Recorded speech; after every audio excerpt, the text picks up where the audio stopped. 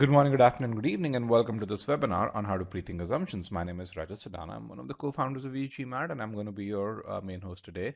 Supporting me in this session is Harsha. Harsha is a senior GMAT verbal expert at e-GMAT, and is going to make sure that every question that you have gets answered in this while I'm going through the session. And we also have Sandeep, who's a senior GMAT strategy expert. The objective of this session is to introduce you to this technique called pre-thinking. It's the world's most successful technique when it comes to answering CR questions, and then to demonstrate how do we solve the most challenging questions that the test can throw at you using this technique. So we'll start from something which is very basic, and we'll go to solving probably the most advanced questions. And the goal really is to demonstrate how this technique works equally well for easy as well as hard questions.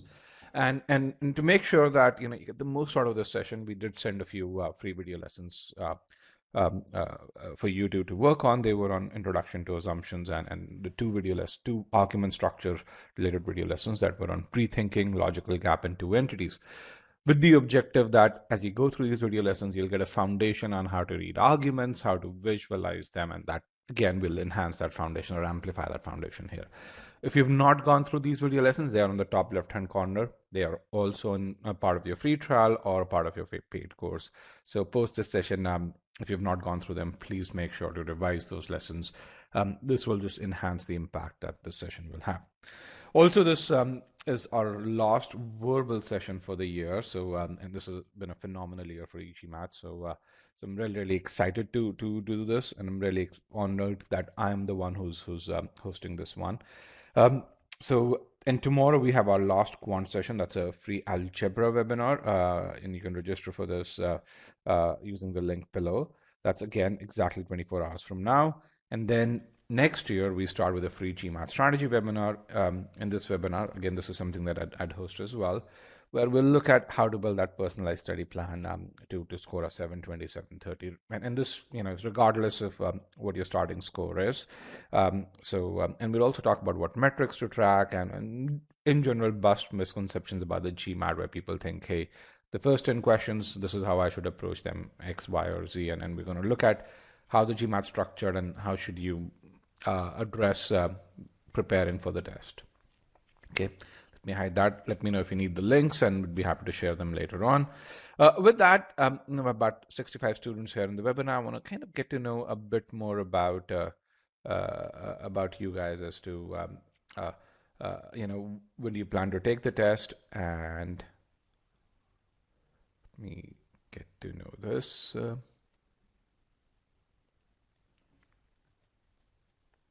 I had one other question, which is, what's your target GMAT score? Let's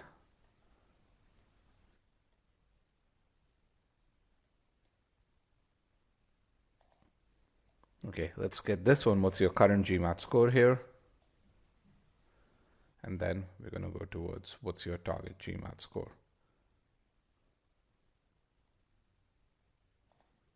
Yes. Sorry. I think Harsha and I both got that one. Let me just. Perfect. Yes. So let's get that data here as well. So when do people plan to take the test? There are a few of you who want to take the test right away, about 30% of the class over here. A very similar number hasn't taken a date as of yet, and then about 40% of you who are in that 16 to 75 day bracket. With regards to the current score, the biggest group is in the 500 or 600 group. We also have a similar number of folks who are in the lower than 500. So I'll focus a bit more on the basics because we have two groups over here, and then we have a few folks who are upwards of 710 or higher. That's good. Folks who are in that 710 or higher, or 650 to 700, you'd see the more advanced questions, right up your alley, and I think you guys will appreciate the clarity of a thought process right from the beginning. With regards to the target GMAT score, say about 56% of you are in the 710 to 750 bucket, about another 20% in the 760 or higher, and then we've about 23% of you in the 600 to 700 bucket. That's wonderful. All right, with that, let's go right into the webinar pane. What you see over here are this is what we call as a webinar layout, and you see the presentation, which is front and center here. It occupies a majority of the screen. You have the a Q&A part or a question and answer part below that. During the webinar, if you have questions, put those questions here. Sandeep and Harsha both can get to these questions. That way your questions get answered. On the right-hand side of the screen, you see a short answer part question. This is the place where I'm going to put in various polls during the session. And that way we get your inputs to my questions here. So the right-hand side, your inputs to my questions. Bottom of the presentation, your questions to, or your doubts to what I'm talking about, and then the core presentation. Okay, so for many of you, I think this is your first interaction with e-GMAT. I'm going to take about 10 minutes to talk about who we are, what is it that we do, how we are different, and some of our achievements, and then we're going to go right into the core of this webinar. So actually, we're going to talk for about 6 minutes over here. Let me just make sure I have my annotations there. So yeah, so we're going to go into this part over here, which is we talk for 6 minutes, then the majority of the webinar is going to be about pre-thinking, and then towards the end, if you have questions about your GMAT preparation, your MBS, and non-CR related questions, then I do reserve some time towards the end to make sure that we get those questions answered. Okay, so at e-GMAT, we started e-GMAT about a decade ago, and the objective of essentially making learning more personalized. Our goal really was to say, hey, can we bring that private tutoring architecture to test prep? Why? Because when we looked at the test prep industry about a decade back, we looked at a lot of online courses that exist. For example, Magoosh existed. There was a company called Newton that existed at that time. But a majority of these companies offered a learning architecture. It was very similar to what we call as a book-based learning architecture. Essentially, they had online courses, but the way the learning was structured was very similar to what a book is, or how a book is structured, with very little feedback, with very little corrective actions during the initial stages. We wanted to leverage technology. Our goal was to say, hey, can we build something that's much more effective? And the learning architecture that we focused on was a private tutoring base where you had feedback every stage of your learning, where corrective actions are built right when you are learning the course, going through the learning phase, so that you don't come back to the learning phase, and so that you get predictability with regards to your success. And over the last decade, we've focused just on the GMAT. We've been honing this learning architecture, and I think the year 2021 was or has been our most successful year till date. When you look at the number of, what this chart shows, it's a very sophisticated chart, is a number of 700 plus scores reported by pretty much the top GMAT club partners in the year 2021, and compares it to the same companies reporting these scores in the year 2020. And what you see is the number of 700 plus scores for us jumped about 3x. But for most other prep companies, that number remained about the same. Again, this data is till 15th of October 2021, just to make sure that all the scores come in. And a lot of this is because of the innovations that we've introduced in the last 15 to 18 months or so that have led to these scores or so. Okay, and because of this, in 2021, again, this data is still 15th of October, we've accounted for 55% of all success. Now, mind you, GMAT Club has 12 other partners. All of them combined have accounted for about 45% of success. And if you look at e-GMAT and Target Test Prep, I think pretty much everyone else has accounted for about 17% of success combined. Again, this is still till 15th of October 2021 or so. Now, in the next 4 minutes or so, I'm going to give you a taste of how the private tutoring-based learning architecture personalizes your learning, and you're going to see this just in one aspect, which is how do you build your study plans. When you think about acing the GMAT, getting to a score which is 720 or higher, one of the first things you've got to do is build an optimized study plan, or study plan that's designed to your strengths. So at e-GMAT, we focus a lot on building that optimized study plan, where what we call this is visualizing the path to your goal. Then once you have that path defined, you learn the concepts. Again, you get feedback while learning concepts. Now, just knowing concepts isn't enough. You've got to learn how to apply those concepts. Again, get feedback while you're learning how to apply those concepts. And then you attain a level of mastery that is so good that you are in that top 5, top 6, or top 2 percentile of students, if that's what you desire. In general, we take this very simple philosophy and expand it so that you get that personalized feedback. Now let's see how we build that study plan, just the first aspect of it. Let's say you're a student who wants to go from that score of 600 to 720. How do you build that study plan? The first thing you have to do is you've got to figure out what you are starting with, which is what we call as quantifying the starting abilities. Then you have to define your own personalized path to that 720. There are about 20 ways to get to a 720 or 730 score. We find out which is the most optimized way for you given your starting abilities. And then taking these two things into account, we then tell you, which parts of the course do you need to do, which ones you can avoid, and what metrics should you hit so that you get to that 720 score or so. So how do you get your starting abilities? There are two ways to get your starting abilities today. One is essentially if you take the official GMAT in center and spend $30 to get your enhanced score report. The second is to take a Sigma X mock, which already gives you an enhanced score report that's built in. Once you have those, we actually take the starting abilities and define milestones. How do you go about doing that? We've built this tool called a personalized study planner. It uses AI to build your study plan. So how does it work? You enter your starting scores there. It gives you one of the better options to achieve your target score, in this case 720. And then it tells you what abilities should you aim for if you want to get to that 720. And you can see the ability scores in arithmetic and algebra geometry, as well as the 3 verbal ability scores here. Then it tells you, based on your starting abilities, this is the data that it got from Sigma X mock, how long would you need to actually achieve your target abilities. So you have the starting abilities, you have the target milestones, you have the time per subsection that's given to you. And once that's given to you, it gives you a personalized learning path and the metrics that you need to hit. Then you can even customize how many hours per day you can put in, and so it can create a calendar for you. Okay. Building something like this wasn't easy. It took us upwards of 1,000 hours to really do this. It looks very simple, but there's a lot of analysis that goes in the back end. But then such investments pay really good dividends. Why? Because our students have created upwards of 30,000 study plans using this tool till date. And this is one of the driving factors to the success. Okay. With that, if you want to read some of these successes, some of the success that's enabled by PSP, go to our YouTube channel. It's also the world's largest collection of GMAT success stories, I think. Even GMAT Club has only a quarter as many unedited YouTube interviews as our channel does. Also, you can connect with me on LinkedIn. This is, by the way, how I look like. I have upwards of 20,000 students right now connected with me on LinkedIn. If you want to connect with students at top B schools, that'd be a good channel for you to do as well. Okay. With that, let's go into the core of this webinar, which is the core live session. Now, how would we go about doing this? We'll first figure out how you approach pre-thinking today. So I'm going to I need the space on the right. I'm going to hide that.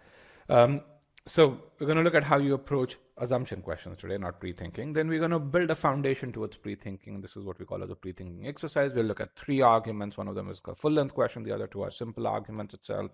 And then once we have a foundation after point number 2, we're going to solve 2 full-length questions. These are difficult questions, uber difficult questions is what I would say. There we, of course, do pre-thinking as well as apply negation. And then we'll talk about, okay, how can you make pre-thinking second nature? This will give you an introduction to pre-thinking, but it would still not become second nature. So what should you do next to leverage what you've learned in this webinar and take your CR ability to that next level? Okay, so at a very high level, this is what we'll be doing here. So let's talk about your current approach to pre-thinking, and let me put in a poll question. Here is the poll question here.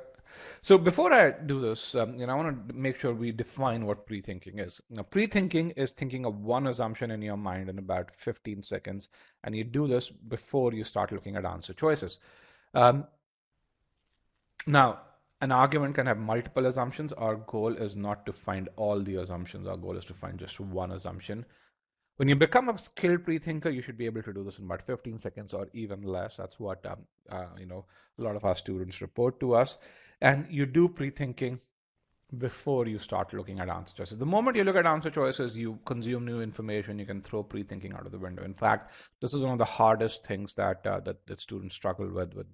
They just can't stop themselves from looking at answer choices. Pre-thinking has to be done before you look at answer choices. And the reason why I'm defining it this clearly was because as a term, pre-thinking has existed in the GMAT world for upwards of 20 years. People haven't defined it properly. In fact, people have often called it as predicting the answer. Pre-thinking is not a means to predict the answer. That's not what we are trying to do.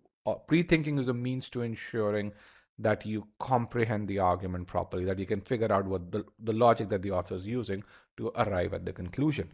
And that's all it is. And once you pre-think, you can cut through the clutter, you can see the correct answer. The confusion that most people have, that usually goes away. And which is why about 80% of all students who improve improved on CR in 2021 use pre-thinking as a method. Okay, so let's kind of talk about how do you go about doing pre-thinking.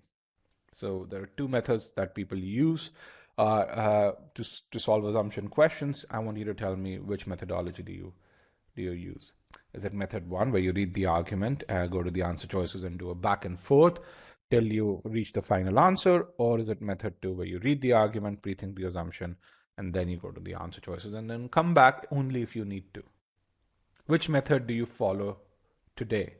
And again, one of the beautiful thing about this webinar is that there's no judging you. Most of the stuff that you do is anonymous, and as long as you are honest, you're going to really see how others are doing, what others are doing, where they're struggling, and this, in my opinion, can be a really good sometimes a motivator. It can also be helpful to really see, hey, others are struggling around the same things, or others struggled on the same things, and this is what helped them. So let's get some more data point. I have about 60 responses so far. Let's get about 5 more responses before I broadcast the results. So 62, 63, 64.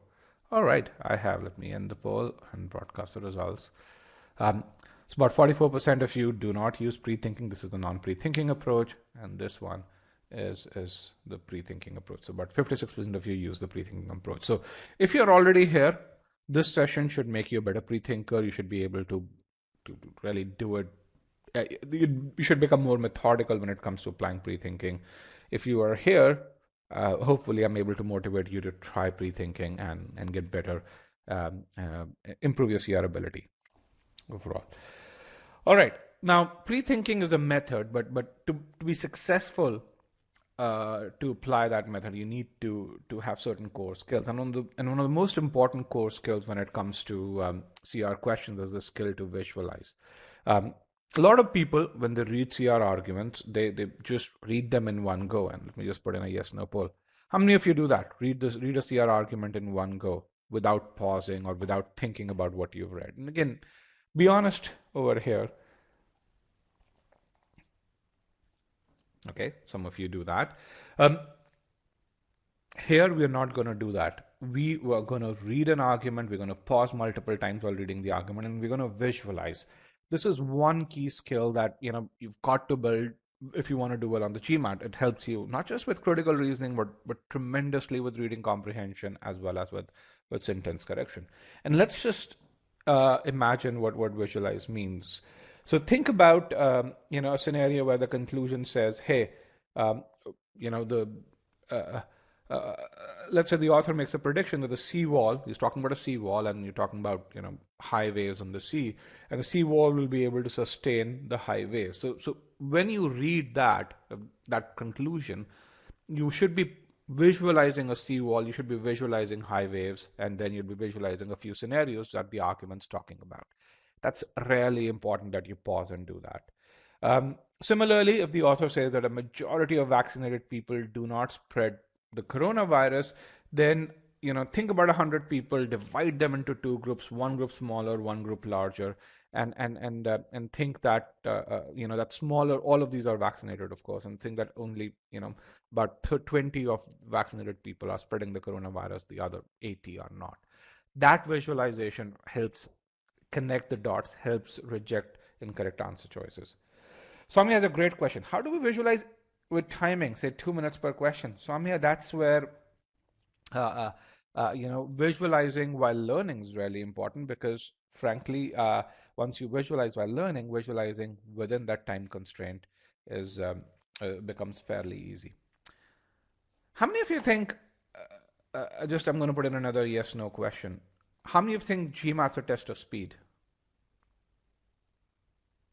Answering questions fast is the most important thing when it comes to acing the GMAT. If you think GMAT's a test of speed, definitely attend my strategy session because GMAT's not a test of speed. Let me just say this right away. GMAT's one of the few exams where, if you get the first 27 questions right on the verbal section, get the remaining 9 wrong, you'd still get a V40. It allows you to make mistakes. GMAT is a test of ability. It's not a test of timing. And anyone who tells you that, hey, it's a test of timing. In fact, timing doesn't even limit you, or timing only starts to limit you when you hit that 70th percentile. If you are at let's say a V25, you're not limited by timing. You're limited tremendously by ability.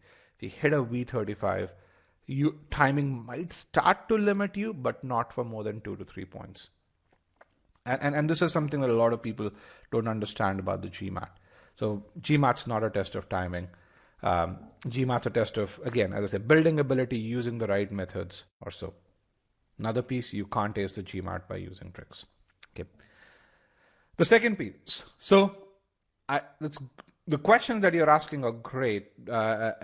Some of them I'll be able to tell you yes or no without going into the details because they are outside the scope of this. Others I'd be able to go into the details, but if I'm not able to go into details, write to me. I'd be happy to record a video. What data are your observations based on? Arushi, the very fact that, that's a great question. The very fact that we accounted for 55% of 700 plus scores on GMAT Club, the other 12 companies combined accounted for 45%. I think that should be data enough, right? Here is a simple question. What's the purpose of the GMAT? Let me, can we get a short answer pod question? Yeah, here's a short answer question. Sorry about that. What's the purpose of the GMAT?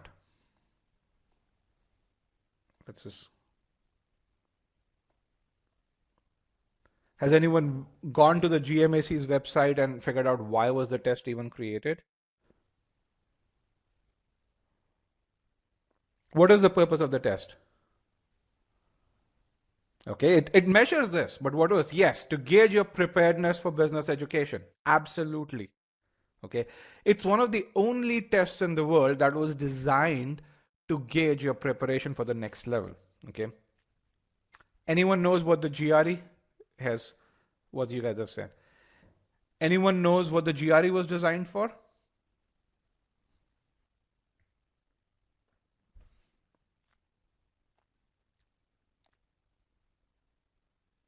Anyone knows about that? Or for that matter, any other test, the SAT? The GRE and the SAT were designed to ensure that, no, it's not, it is used for postgraduate education, but the purpose of the test, the reason why they had to design a test was because they wanted to make sure ETS wanted to make sure that underprivileged kids had just as good a chance to get into graduate school as, privileged at that time Caucasians. Okay. And that's why, do you guys remember the vocab portion of the GRE? That's what it used to be, those word lists. Anyone remembers that over here? Yes. Has anyone questioned why do you have those word lists? Because we don't use those words in our day-to-day language. Sorry about taking the poll away. Has anyone wondered? It's like, what's the point of those word lists? We're not going to ever use them, or we hardly use them. Because of the fact that we hardly use those word lists, and everyone or anyone who wants to ace the GRE has to learn. So if you are from an underprivileged background, you spend in the time, you'll do just as well on the GRE as you would if you were from a privileged background. So coming back to this, the GMAT is a test that's designed to measure those higher order reasoning skills so that you're ready for business school.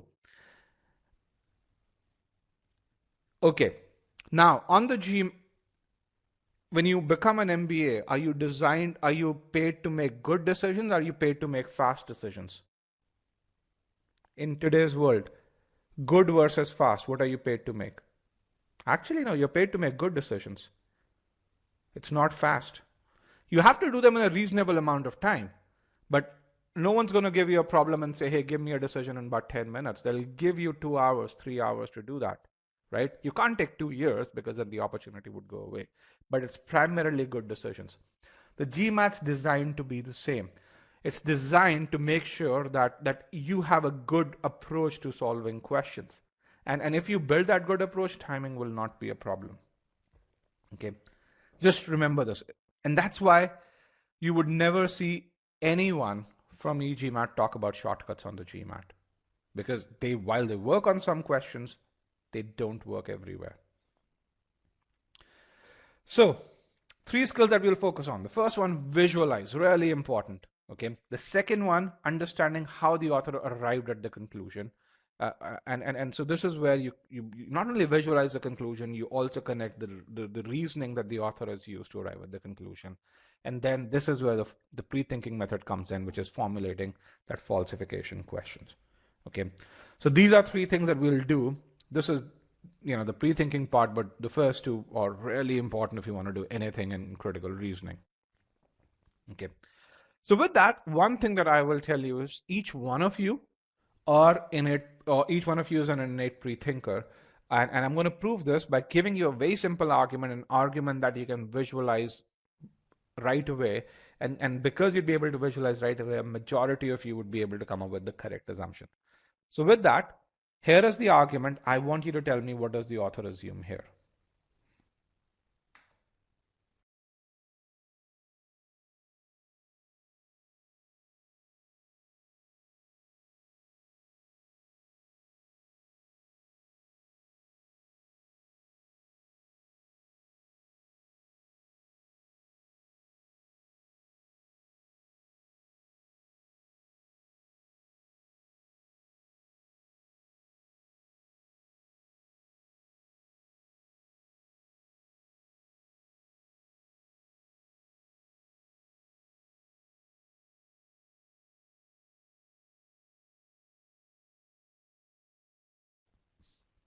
All right.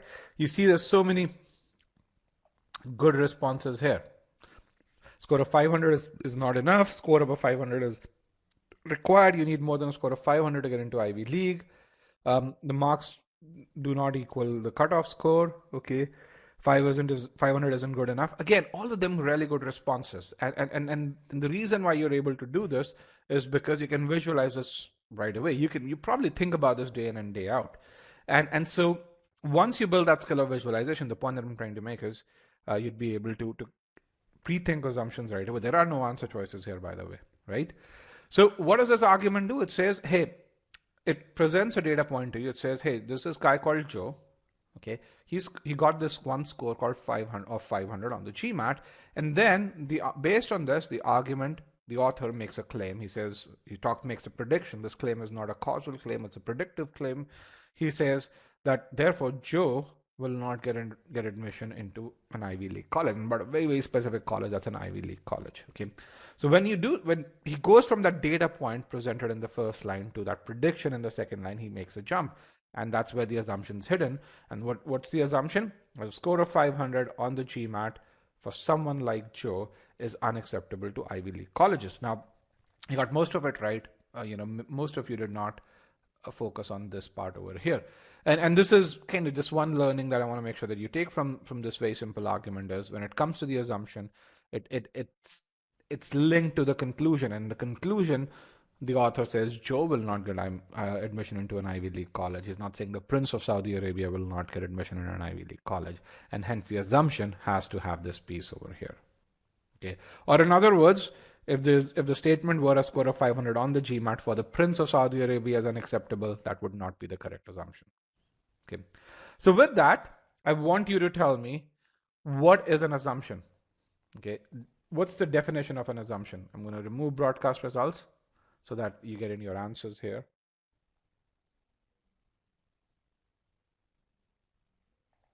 What's the definition of an assumption?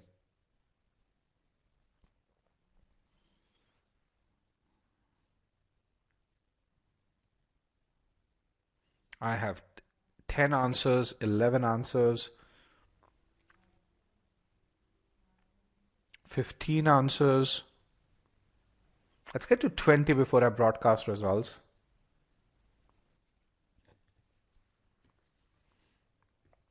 All right. Here you can see upwards of 20 answers. An unstated statement that must be true for the conclusion to hold true, inferring something from what's given. Okay. The gap that bridges the information to the conclusion. Inbuilt and unsaid belief based on which the conclusion is made. Really good. Preconceived notion. Good part. So again, as you read this, right, a lot of what you hear is something that's linked to the conclusion and something that the author believes in. And so again, as I said, we all have an implicit idea of what an assumption is. We just need to be a bit more explicit about it, a bit more expressive about it, and a bit more precise about it. Some of you are actually very precise. So an assumption has two aspects to it. One is that it should satisfy this must be true conditions. It's an idea that must be true for the conclusion to be valid. Okay. So it's linked to the conclusion and it must satisfy that must be true condition. The second thing is as someone said, an assumption is a preconceived notion. Because it's a preconceived notion, it has to be unstated. It should not be explicitly stated.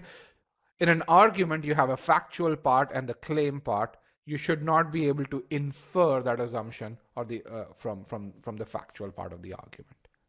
And that's really important. Okay, so there are two aspects to a current assumption. One is it's not given already in the argument. You can't infer from it. The second is it must satisfy that must be true condition, and which is what you would see on the next slide here. It provides new information and it satisfies this must be true condition. So 90 to 95% of the questions on the GMAT deal with evaluating your ability to identify the must be true piece, but 5% of questions deal with that, usually because this is easier to dismiss. Okay, so most of our focus is going to be on point number 2, but we will actually also we'll solve one question where it has an answer choice that deals with 1 as well. Okay, so far so good. You guys with me? Been fairly slow, fairly simple. Okay, now we visualize everything at e-GMAT, and to make sure that you visualize the must be true part, I'm going to just let's consider this argument to be this house which has these 3 pillars here, and the conclusion is your roof. Okay, so I'm going to try and visualize what must be true means. So let's kind of assume, let's name these pillars as 1, 2, and 3 so that we can address them individually. Okay, so let's assume that we remove pillar 1. If we remove pillar 1, the roof still stays upright.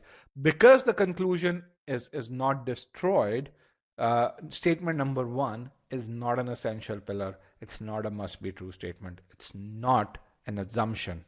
Okay, statement number 1 was merely a strengthener. It made the roof stronger, yes, but it's not an assumption. So if you and the reason why I'm doing this is because when you do full length question, and we'll do some in this session, you'd see statements that would be tempting, which are strengtheners, but they're not assumption. They're not must be true. Removing those statements does not kill my conclusion, does not break my roof, and this is what you should visualize. So let's see what happens when we remove pillar 3. We remove pillar 3, we remove pillar 1, the roof is still there. Hence, statement 3 is also not an assumption. Now let's bring back everything. Okay, so we still have the house in its original condition. We have the 3 pillars.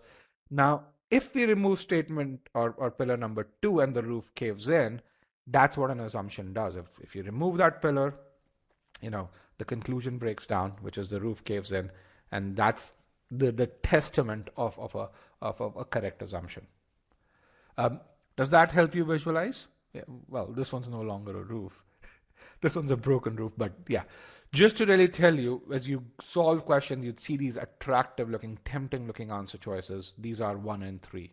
They are not number 2. Okay. Now we'll define what number 2 means, okay, or what does an essential pillar mean with the same argument that we talked about. Okay. So what does must be true mean? It means that the information that the assumption provides, if that information is not there, if pillar number 2 is not there, then the conclusion can be destroyed, or there is a way to destroy the conclusion, or in other words, it stems from the very definition that the assumption must be true for the conclusion to hold true. Okay, so let's just take the same argument that we had, and which is, you can see the argument over here, and let's just evaluate the statement that we said is the correct assumption. It's like, why is it that must be true pillar, or how does it satisfy that must be true test? Okay, because implicitly it just made sense to us that this has to be the assumption. Okay, so what does destroying the roof mean? What does falsifying the conclusion mean in this case? So the roof is destroyed if Joe gets admission in an Ivy League college with that score of 500. Everyone with me overall? Right? The roof is destroyed if Joe gets admission with a score of 500. You know, the author's conclusion gets destroyed. Okay, so let's evaluate how an answer choice, whether this answer choice is correct or not. So this is what we said is the correct answer choice, and we're going to evaluate whether that answer choice is correct. Okay, so the statement that we're evaluating is, hey, a score of 500 on the GMAT for someone like Joe is unacceptable to Ivy League colleges. So to evaluate this, the question that we'll ask is this must be true? Will Joe get admission if this statement is no longer true? Now, this is something that I want to make sure you understand. When you say that a statement is not necessarily true, what you're implicitly saying is that its negated instance has a possibility of becoming true. Okay, so the negated instance of this particular statement is this statement here, which is a score of 500 on the GMAT for someone like Joe is acceptable to Ivy League colleges.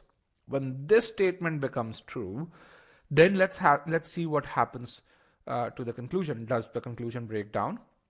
Absolutely. Okay, so we say, well, this is the question that we are asking. This is what we are saying. If this is true, will the conclusion break down? Absolutely. Why? Because if a score of 500 becomes acceptable for to Ivy League schools, then I, as an author, cannot make that conclusion with 100% certainty that Joe will not get admission in an Ivy League college. So my conclusion is destroyed. That's the testament of a true assumption. Now, some of you may be wondering, how can you say, Rajat, when a statement is not true, its negated instance becomes true, or it is true that its negated instance is possible? Let's kind of take some examples. When you say, let's evaluate a statement, Harvard has the best MBA program. And now, if this statement is not true, are you not automatically saying that Harvard does not have the best MBA program, or an MBA program that's better than or as good as Harvard exists? Are you not implicitly saying that? Are you not saying that if you say, hey, this is not must be true, are you not saying this automatically without even saying it? Yes, no? Yes, no? Right? You're implicitly saying that. And that's really important to say. That's why the must be true aspect of it. Why? Because if you say this statement is must be true, then its negated instance is not possible. If you reject a must be true statement, then by definition what you're saying is its negated instance is possible. Okay. Let's take another statement. John runs faster than David. If you say that's not, it's not must be true, then by definition what you're really saying is John does not run faster than David, or David can be just as fast as John, or David can also be faster than John, right? So when you say a statement is not true, by definition, what you're saying is its negated instance is true. Okay. Think about it this way. When you're saying Google's not the best stock to buy today, then what you're implicitly saying is that you are aware of a stock that could be just as good as Google, or just as profitable as Google, or even more profitable than Google. That's why you have a reason to say that Google's not the best stock to buy today. Okay. So this is the must be true aspect. All right. So if the answer choice satisfies that must be true condition, or which means it's the correct assumption, then the conclusion will break down in the presence of its negated version. That essentially is your negation test. That's the how the negation test started. Um, it also cuts the other way. If an answer choice is an incorrect answer choice, then the conclusion will not break down in the presence of its negated instance. And we'll also see an example of that. Okay. So same argument. This is the statement that we are evaluating. This is one of the answer choices that's given to you, and you want to figure out, is this a correct answer choice? Okay, a score of 500 on the GMAT is not a good score. We ask the same question: will the conclusion become invalid if the statement to the left is no longer true? So we say, okay, if this statement is no longer true, its negated instance becomes true. Okay, which is a score of 500 now becomes a good score. And let's see what happens to my conclusion if a score of 500 becomes a good score. Okay. Does Joe get admission in an Ivy League college if the score of 500 is considered good? Absolutely not. Why? Because I go back to my argument and really say, hey, I as an author, am I making this claim because I consider the score of 500 to be not good? No, it's just based on that score of 500.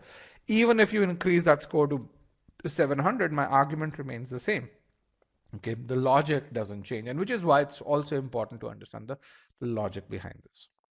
Okay, so which means because the conclusion doesn't break down in the presence of negated instance, this is not my correct assumption.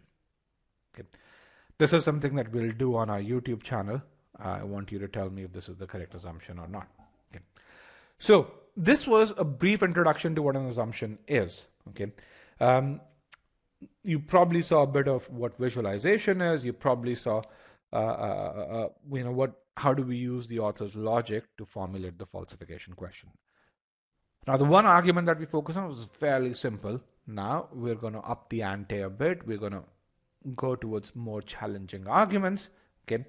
So, but just to be very clear, for the correct answer choice, if you're looking at this, its negated version will break the conclusion down.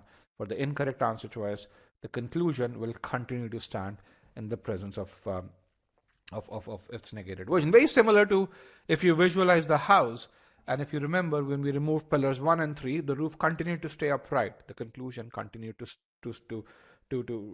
stand in the presence of the negated version. Removing the pillars is presence of negated version. For when we removed pillar number 2, the roof caved in. Very, very similar to that.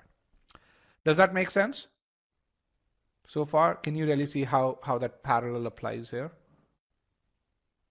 Again, this is a lot of information that I've thrown at you, but if you're following along, then what we're going to do is we're going to build on this, you're going to apply this. This is about 80% of the theory that we're going to learn. Now, the next part of the session is going to be, 90% of that is going to be applying this theory. So you're going to get a lot more. You're going to become more and more comfortable with this. So even if you're following 70% of what I'm saying, the other 30% would come in this part. Okay. So let's kind of do a pre-thinking exercise. Let's kind of try and push your brains.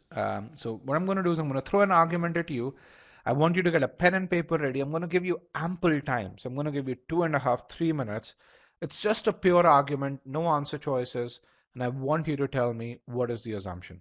Okay, so the process that we're going to follow is going to give you the argument. You're going to put your pre-thinking in the short answer part, and then we're going to look at how I go about doing pre-thinking. And this is where I'm going to give you the pre-thinking framework, and then we'll evaluate a couple of submissions. Okay, let's clear I'm going to remove broadcast results. All right, so make sure you have a pen and paper ready, and here is your argument. That's going to be a more sophisticated argument. So just read through it slowly, visualize the argument so that you can pre-think, or you can give me one good assumption that this argument has. Okay, here's the argument. Good luck. I'm going to mute myself, guys.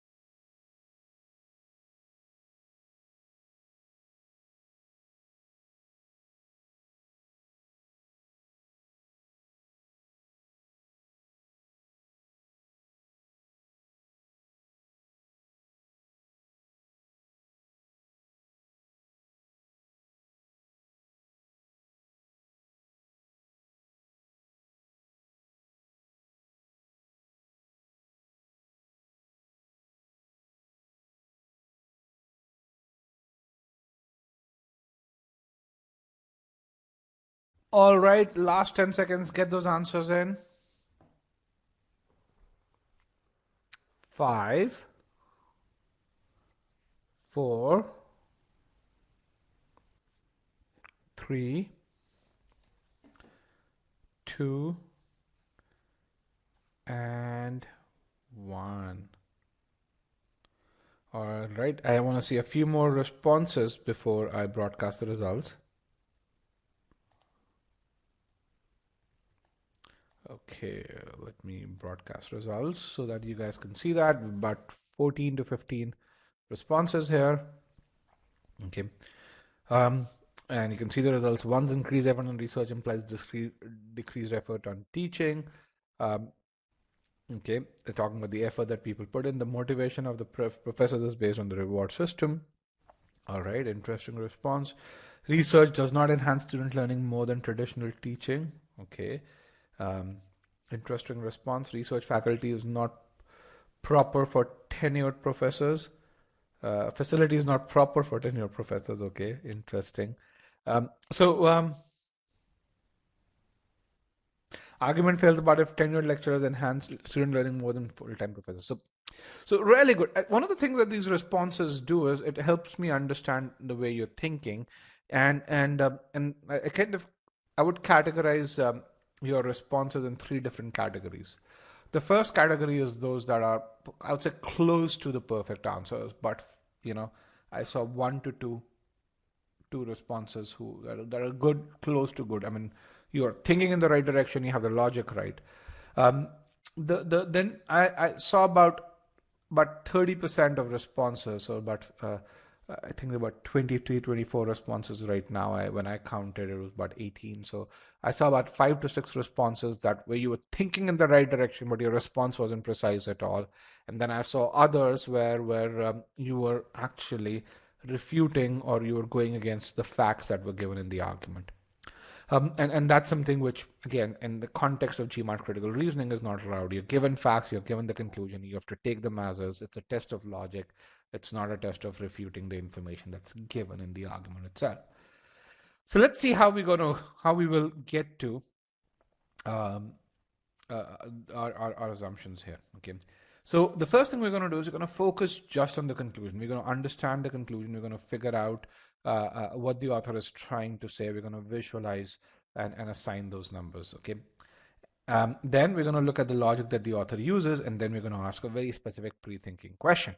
Now, what is that pre-thinking question? The pre-thinking question comes from the definition of what an assumption is. And hold on, I'm going to move the short answer part here so that we can focus on this. Okay. So an assumption is an unstated idea that must be true for the conclusion to be valid.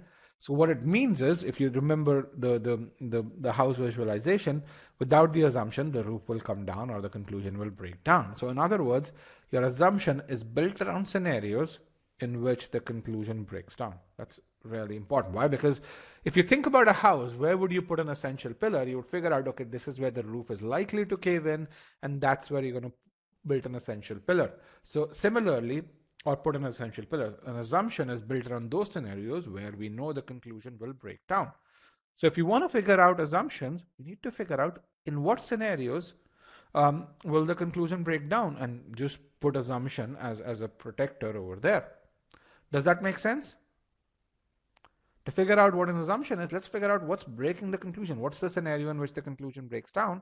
And then all we have to do is say, hey, that scenario shouldn't be possible, given what we are saying. That's where we put all our confusion, our assumptions. What's the source of confusion? If you can put that in the Q&A pod, that'd be wonderful. Think about the pillar. You remember the house, right? And that pillar here. Where would you put the essential pillar? Where the roof's caving in, right? Correct? Where would you put the pillar? Where the roof's caving in. Where would you put an assumption? Similarly, this roof was our conclusion. Where the roof breaks down. Or where the conclusion breaks down. So figure out where the conclusion's breaking down and then put an assumption around it. And it'll be clear in about 10 minutes. How do you formulate the falsification statement? That's what's coming next.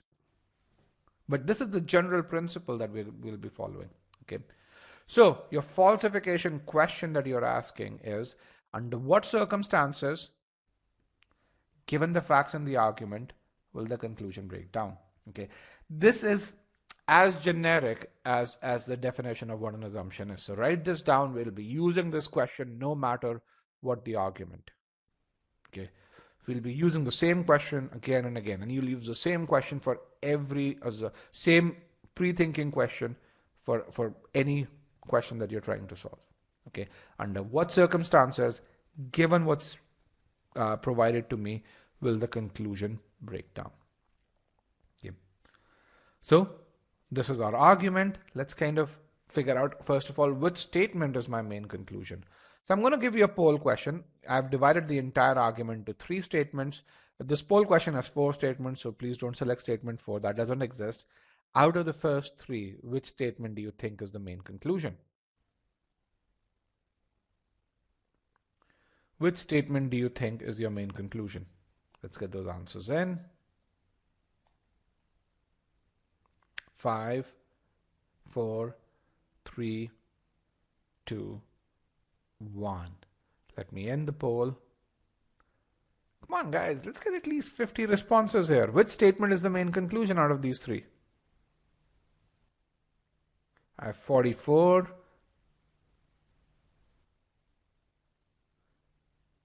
48.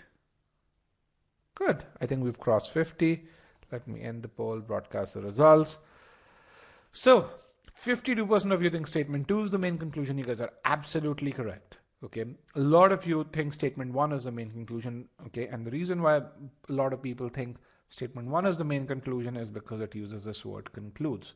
And which, if that's how you're thinking, you're wrong. Remember, the main conclusion is always by the author. And you want to, the question that you want to ask with regards to which statement is the main conclusion is ask, what is it that the author wants me to believe? What's the purpose of writing this argument? And when you ask that question, it'll be very clear to you that what the author wants you to believe is this statement number 2, which is that, hey, the difference in the effectiveness of these 2 entities, which is professors in the tenure system and full-time lecturers, is because of this reward system out there. Remember, the author doesn't dispute this. What the author is saying is, yes, this is true. The reason why this difference exists is because of this thing called the reward system. Now, a number of you have also chosen statement 3 as the main conclusion. Again, ask yourself, what's the purpose? What's the role that statement 3 is playing? The reason why statement 3 is written is to make statement 2 more believable, which is my main conclusion. It's written to support my conclusion.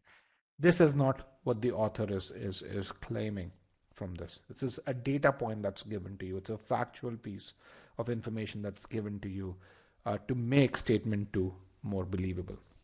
Okay. Is that clear to everyone? First of all, make sure you understand the role of the main conclusion. It's what the author of the argument wants you to believe. And then the role of these things. Statements 1 and 3 are both facts. We are not to dispute them. We are to take them as sacred truth. Statement 2 is the conclusion. This is what we can dispute. You can always dispute a conclusion in an argument. You cannot dispute facts in an argument. Okay. All right, let's move forward. So let's kind of visualize the conclusion over here. The conclusion says clearly the difference between professors in the tenure system and other full-time lecturers has to do with the reward system for the former. Okay, so essentially what we are really saying in this case is that when it comes to full-time lecturers, they improve the effectiveness, or the effectiveness is at 70%, or 70% of students would really say that, hey, they are effective. For tenured professors is just 40%.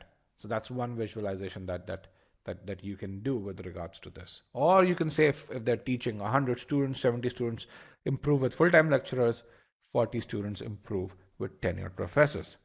Okay. All right. The other piece which is really important is to understand that the author doesn't dispute the report's finding. He's just blaming the reward system for this. All right. We already talked about that. Statement 1 gives us the context. Statement 3 is a supporting statement. So let's ask this. Remember, this was a falsification question. Under what circumstances would the reward system not be responsible for the difference in performance? Okay. Now, how did we get to this part? Would the reward system not be responsible for the difference in performance? Because this is my conclusion breakdown criteria, right? When will my conclusion break down? When the reward system is not responsible. Can you see the translation of this to this over here? Under what circumstances would the reward system not be responsible is my conclusion breakdown criteria. And then these over here are these facts.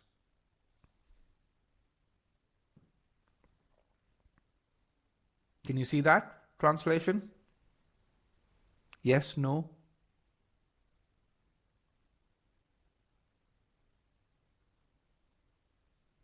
Okay, perfect.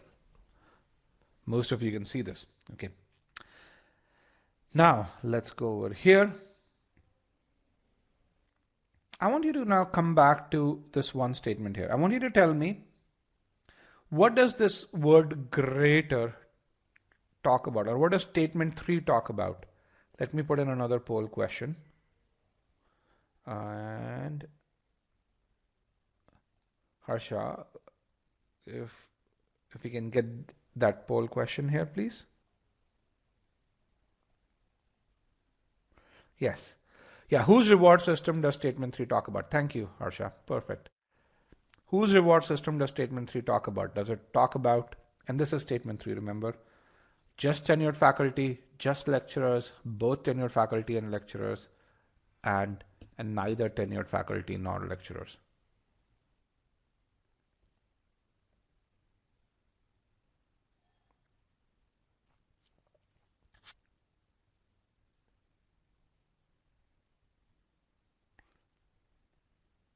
Let's get those answers in. Let's get again those 50 responses. I have 44 responses. Whose reward system does statement 3 talk about? 45. Let's get 5 more responses here. 47. All right. 3, 2, and 1. It's very interesting how people gravitated towards only tenured faculty from all the other options. And the longer I gave you, the more got this right. So statement 3 just talks about the reward system for tenured faculty. It doesn't give you any information about the reward system for lecturers. Again, how do we figure that out? The criterion for rewarding tenured faculty, that's what it's talking about, typically places greater emphasis on research than on teaching. And a lot of people are confused because they see this word greater and they really say, okay, I'm comparing tenured faculty with full-time lecturers. No, that's not what it's doing. It's comparing the emphasis on research with the emphasis on teaching. So what it's saying is, hey, if the reward is 100 units, 70 units is for research, 30 units is for teaching. And that's really important for you to understand this, that this is the information that's given to you. Now, did you understand this while reading the argument when you were doing it, or did you just come to that conclusion only when I forced you to think about it? Okay. Some of you did it implicitly, others understood it when I forced you to think about it. That's good. And that's really important for you to understand. Why? Because you would not be able to make that distinction if you rush through reading the argument. All right. So let's look at the pre-thinking question here. So under what circumstances will the reward system, can we not blame the reward system for the difference, given that what we know is from statement 3 that for tenured faculty, the reward system places greater emphasis on research. So there's 70% emphasis on research, 30% emphasis on teaching. And you see this by assigning that 70 and 30. I'm visualizing statement number 3 as well. It just makes it comprehend that a lot better. So what are 2 scenarios in which my conclusion breaks down? What if the non-tenured faculty has the same emphasis, same reward system? So the reward system for tenured faculty and non-tenured faculty as identical. In that case, my conclusion will break down. Agreed with that? Right? If both entities have identical reward system, then you can't blame the reward system. Right? I want to see more yeses here. Okay. The other piece is, what if most tenured faculty, they don't act as per the reward system? You know, you have this reward system and you ask the tenured faculty and they say, hey, we don't care. That's not how we go about teaching or how we go spending time on research. It has no impact on what we do. Okay. Even in that case, you're not blaming the reward system. You can't blame the reward system. Remember, it doesn't change the fact that tenured faculty is less effective. It just means you can't blame the reward system, and which is what this conclusion is about. Okay. So if these are possible scenarios in which the conclusion breaks down, then your assumptions are, these scenarios should not be possible, which means you can't have the non-tenured faculty have an identical reward system, and most tenured faculty should care about the reward system. These are two good assumptions. Why are they assumptions? Because without them, your conclusion will break down. And that's the job that an assumption is supposed to do. Now, can you really see how if you go through the process, you can come to arrive at assumptions with a lot more certainty, and not just one, but multiple assumptions for an argument. And we went through step by step. We made sure we understood everything, and then we came up with the assumptions. Can you see that?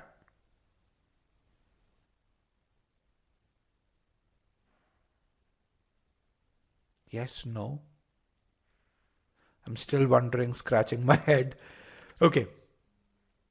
And this is the entire, we're going to use this process throughout the session. Okay. Now, a lot of you are worried about timing.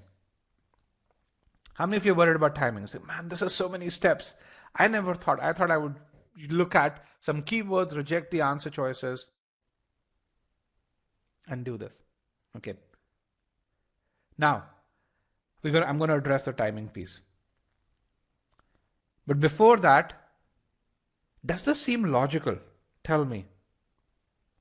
For a section called critical reasoning, does it seem like the logical approach to follow? Right? If you're going to critically reason, at least read what you're reasoning. Right? So, first thing, again, I'm going to start with data over here. All right? So, we would not, if these methods did not work, you would not see the success rate. First of all, you won't see this. Okay. And you would not see us accounting for 55% of 700 plus scores.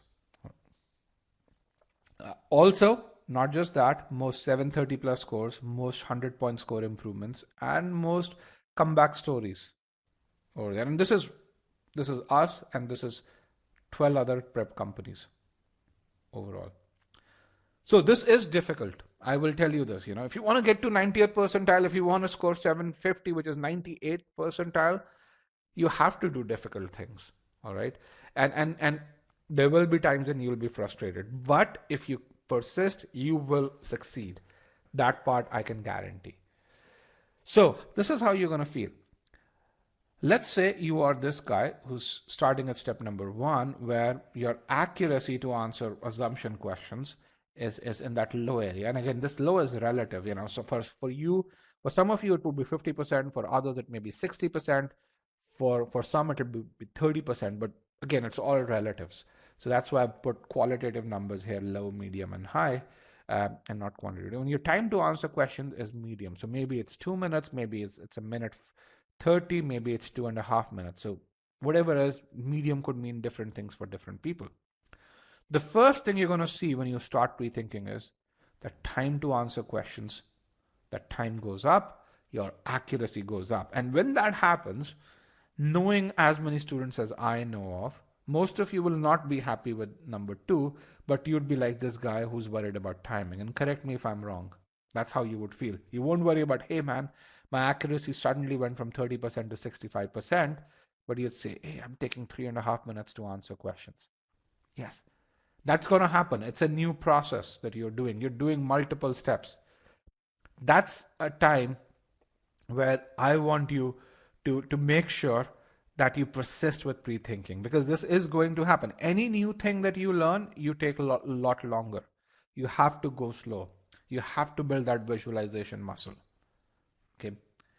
Um, Now, people who persist from point number 2, as you continue to apply this approach, what's going to happen is the sentence structures and arguments would repeat. As they repeat, because you're reading slowly, you will figure out that, hey, I'm inferring the information there much more easily. Why? Because the sentence structure, I just saw that in the last argument, and I know what this means. I know this is a comparative word.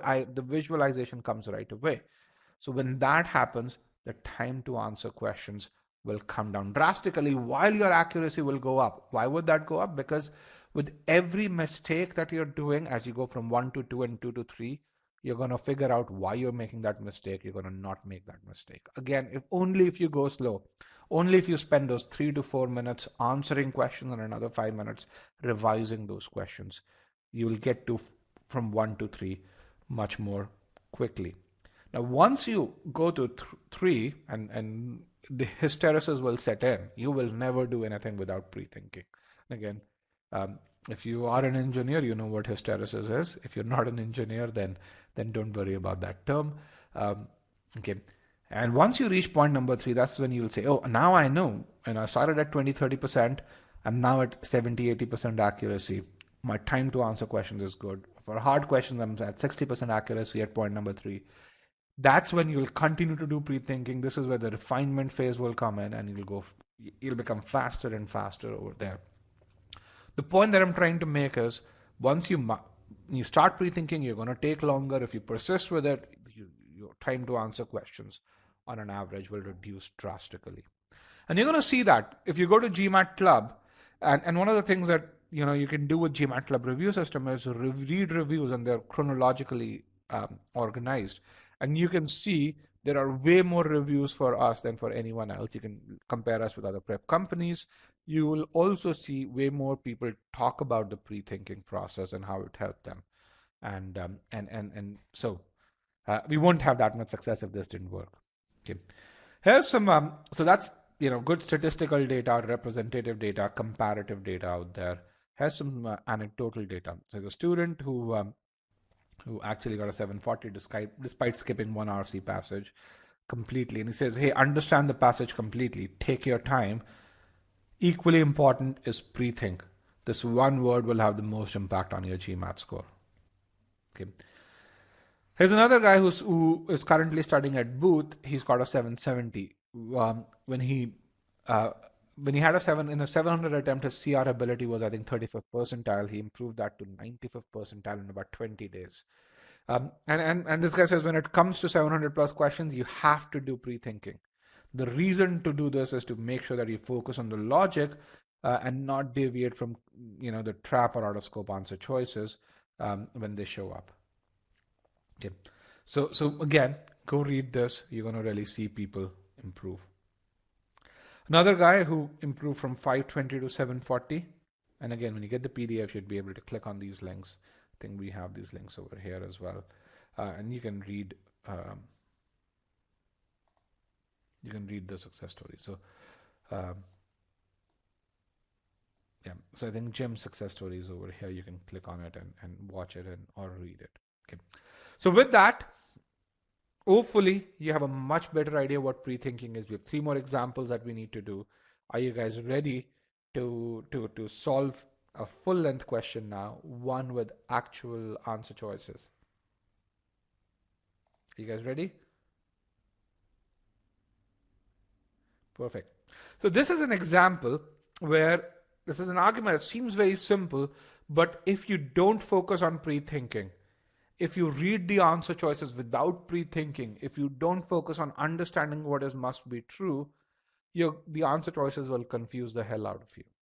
This is an official question, by the way. Or in other words, this question shows the beauty of pre-thinking, shows the beauty of understanding the must be true condition. All right. So I'm going to quickly clear all answers. I'm going to give you 3 minutes. So go slow. If you go slow, you will find that you can get to the answer fairly quickly. Okay, let's get to this. Here is my poll question. The question is called highway miles, and I'm going to share the question with you. Here is the question. Good luck, guys. I'm going to mute myself now.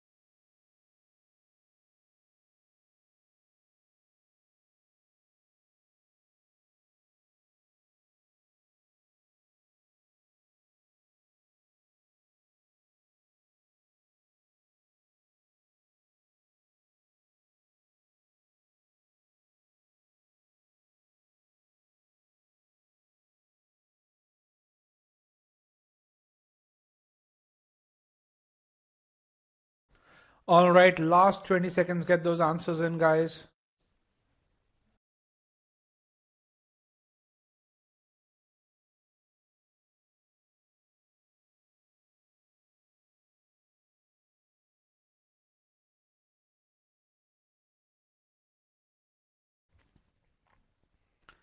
5, 4, 3, 2, and 1. Let me end the poll, and I'm going to broadcast the results. Okay, this is how you guys polled, and I'm going to clear the answers in the short answer pod. I'm going to broadcast results. So this is the pod at the bottom right hand corner, which says generic short answer question. So how did you feel when you were selecting the correct answer? If you can type your answer over there, you can see how you guys polled here. What was the feeling like? Confused, okay. Confused, not so sure, good. Confused E, okay. Confident, good. Stuck between two answers, okay. So this is an argument where you have 4 strengtheners in the answer choices, and only one of them is the correct assumption, and which is where, you know, the power of pre-thinking and the power of understanding that must be true what must be true is, because some of you would be confused between B and E, others would be confused between, D and E, others some would be confused between C and D, or B and D. So let's kind of look at what we are trying to do. Now, the argument is fairly simple. All right, there's nothing complex. There's not a whole lot going there. So what's going on over here is that, hey, in order to finance road repairs, we have an objective that we want to achieve.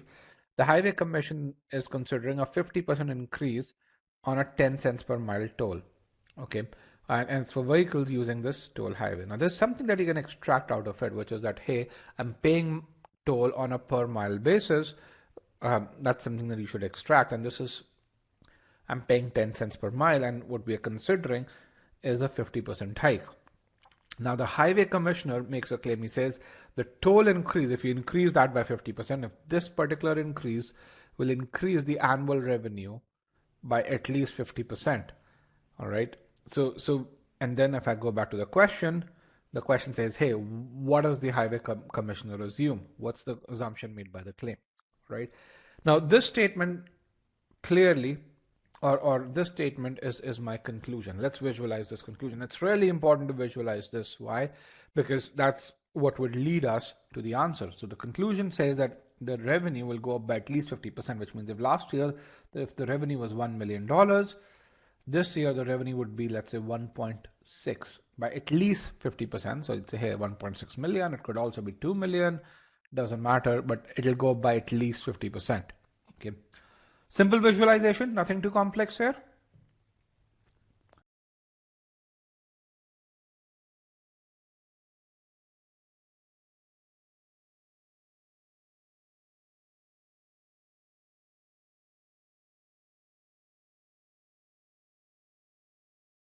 Right? Let's go forward. Okay. Now this is the big question. How do we estimate annual revenue? I want you to answer this question based on the argument. Based on the argument. Okay, what is P and Q?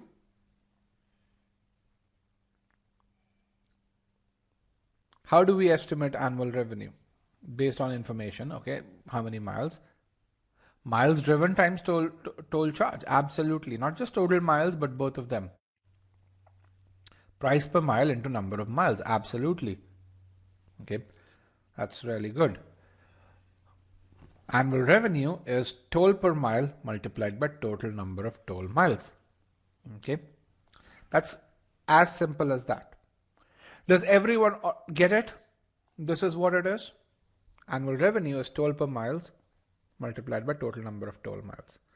For those of you who are saying no, please put your doubt in the Q&A pod so that we can address those. But it seems about 90% of you get this. This is what annual revenue is. We are given that this is toll is being paid per mile. And so we need to figure out the total number of toll miles. And then we just need to multiply by the per mile rate. Okay. Really good. Let's clear all answers. Let's go forward. We asked the same falsification question. Now, what's given to us is the toll per mile will go up by 50%. That's a fact. That's given to us. So in what circumstances would the annual revenue not go up by 50%, provided that we already know that toll per mile will go up by 50%? So what's the only scenario given this, that the annual revenue, if the total number of miles, goes down, right? That's the only scenario. It's as simple as that. Total miles decreases. I'm going to clear the yes no part again. Is that clear to everyone? Right? The assumption is that the total number of miles driven, that number should not decrease. Right? That's the assumption. How many of you were able to do this pre-thinking? I'm going to do a yes no poll again on top. I'm going to clear that. How many of you were able to pre-think this while doing the answer? And if you chose yes, then tell me which answer choice did you choose if you said, the 12 of you who say yes, I was able to do it, tell me which answer choice did you choose?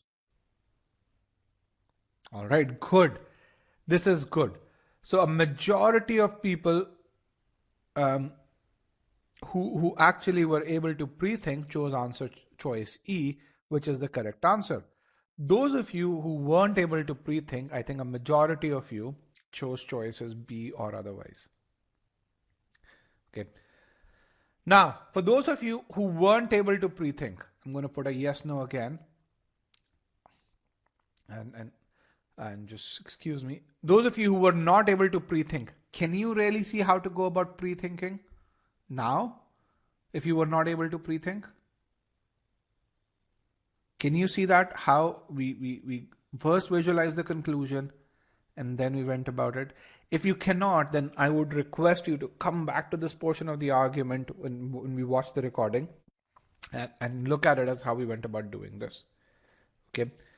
Now, this is how you guys polled, and I'm going to talk about choice B because it's an incorrect answer choice, and about 43% of you chose it. I'm going to show all the options, don't worry.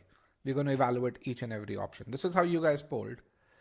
So choice B really says, and I'm going to clear the short answer pod because I want your inputs here. It says the total number of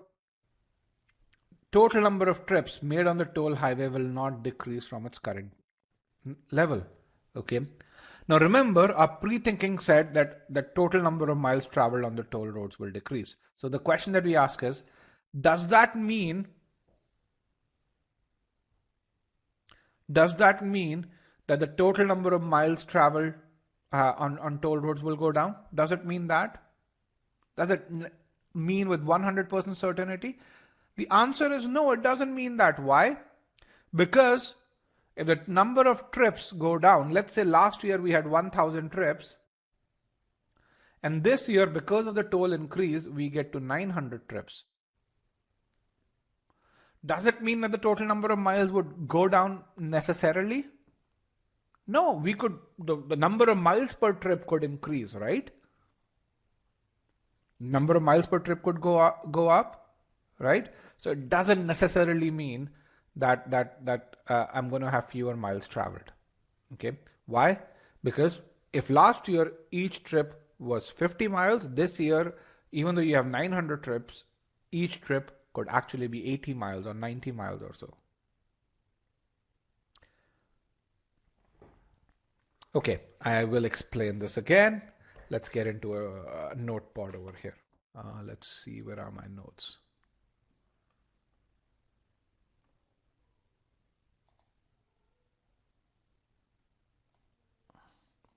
Let's drag my notes here. This is a difficult question, 700 level question. Only 28% of you got it right, okay? So, total distance is what? Number of trips multiplied by length of a trip. That's total distance. Everyone agrees with point number 1 here? Right? Yeah. So if the number of trips decreases, the length of the trip can compensate for it. Do you guys also agree with that?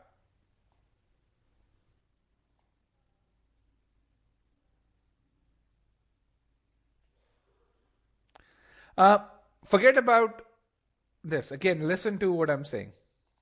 Okay. So I'm going to actually even put numbers to visualize this. I'm going to do that. So last year, and I'm going to go away from bold. Hold on. Last year we had 1,000 trips. Okay. And each trip last year was 100 miles. So how much total distance did we travel? And I'm doing the math. You're not supposed to do the math on the actual test. It's more about visualization. It's about 100,000 miles. Right?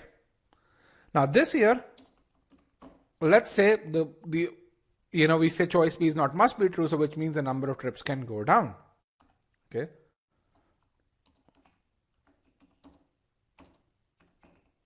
The question is, does this necessarily imply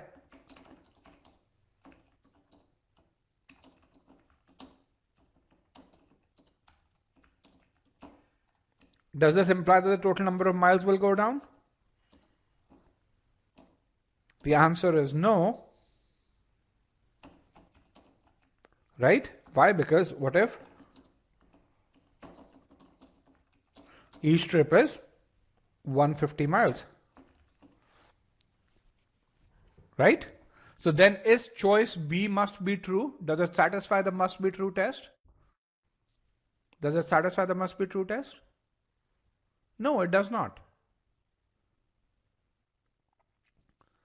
People who chose choice B, is that clear? People who chose choice B. Yes, good. Good. So the question that, and that's what visualization does. The question that you have to ask is that must be true? Okay. Or will my conclusion break down if this is not true? Why is the total revenue not increasing by 50%? Please put the question over here in the Q&A pod. And because most people understand that, and Harsha can address that question. So put the question there, and that way it's there. Let's look at choice E, which is our correct answer choice. Choice E attacks total distance right away. The total distance traveled by vehicles on the toll highway will not decrease from its current level. So what it's saying is if last year you traveled 100k miles, this year you would travel at least 100k, no matter the trips, no matter the length of the trip. And which is important. Why? Because our annual revenue is toll per mile multiplied by total number of toll miles. And we know that toll per mile is already going by 50%. We want this to stay constant. Sure, I can explain choice C. Yes. Okay. So is this must be true? Yes. Why? Because if this is not true, which means that the total distance could decrease, my problem is off. I cannot make that claim with 100% certainty. Choice C talks about the average length of the trip. What can compensate for average length of the trip? Which can compensate for if trips become shorter? What can go up? Not time, we are not. Total number of trips. Yes, the number of trips. Absolutely, yes. So choice B and C are complementary in that way.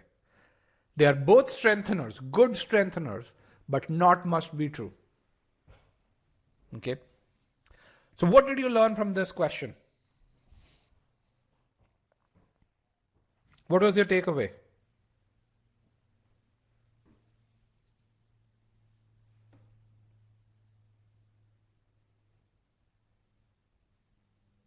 Takeaway from this question. Pre-think. Assumptions are must be true, which is by the way the definition.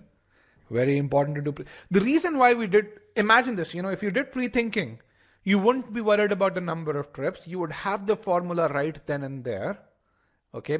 But the moment you started reading the answer choices, you were worried about the length of the trip. You were worried about number of trips. And the reason why that was done was to confuse you guys. Okay. And so that's why make sure that you do pre-thinking, because the answer choices are there to confuse you. Pre-thinking helps you stay in the context of the argument, in the scope of the argument, and helps you avoid other information which is not necessary. Falsifying the must be true option help decide. So yeah, if you're confused, apply the negation test. That's wonderful. Okay. So with that, now we're going to go to more difficult questions. Okay. So this question number 3 was a 700 level question. Questions 4 and 5 are going to kill you. So I want to warn you about one thing, that these are uber difficult questions. Do not judge yourself if you get them wrong. Do not judge yourself if you don't. This will not be an evaluation of you. There are 2 to 3 purposes why I have question numbers 4 and 5 here.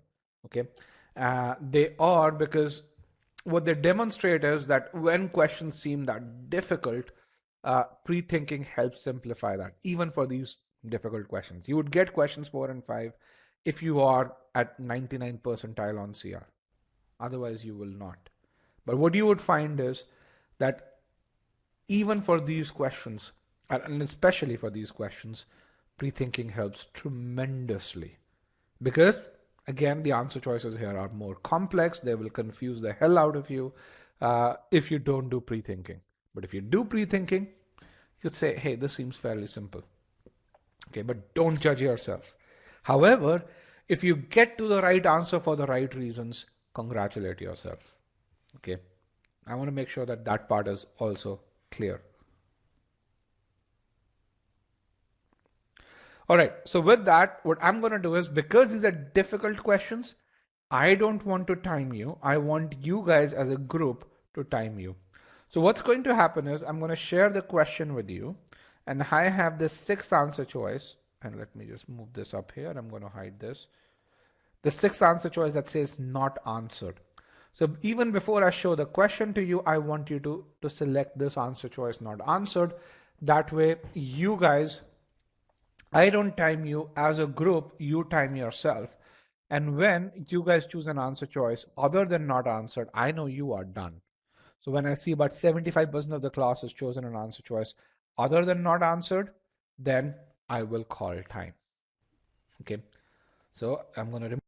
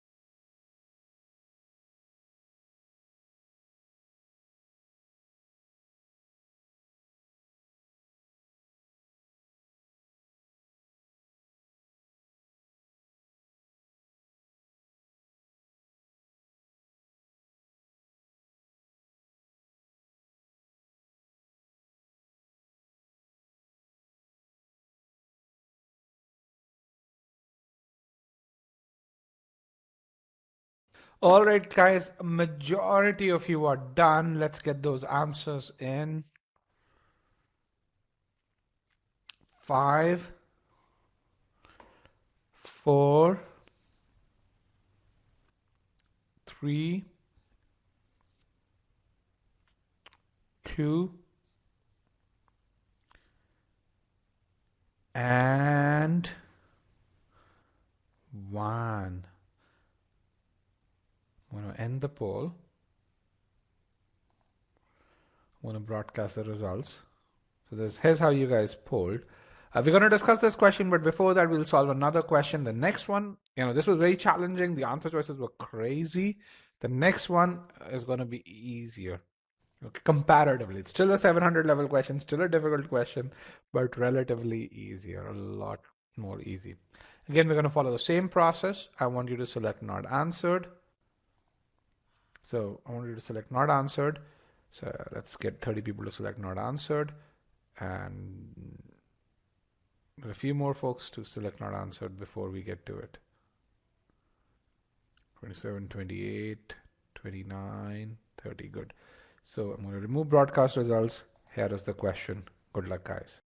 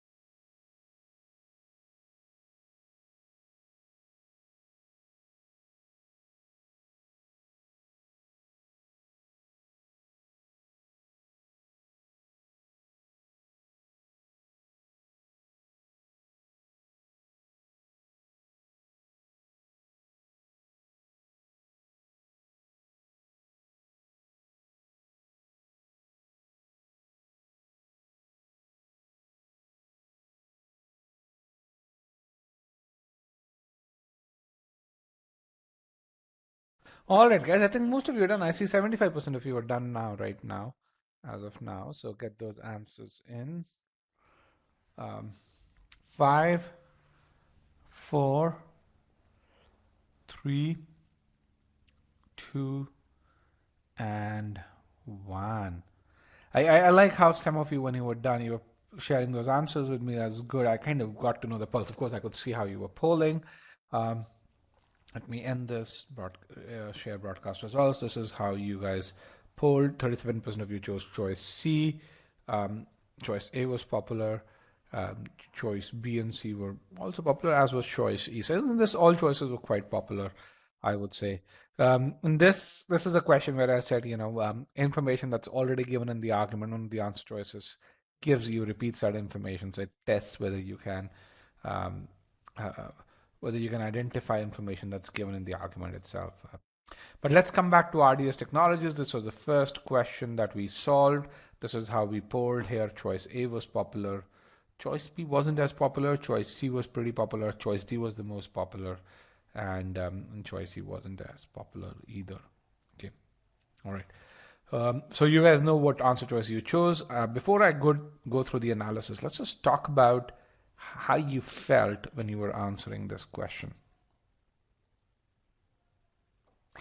Tell me how you felt when you read the argument, and then tell me how you felt when you read the answer choices. Separate that. I mean, give me two distinct responses. You can separate them with a semicolon, a comma.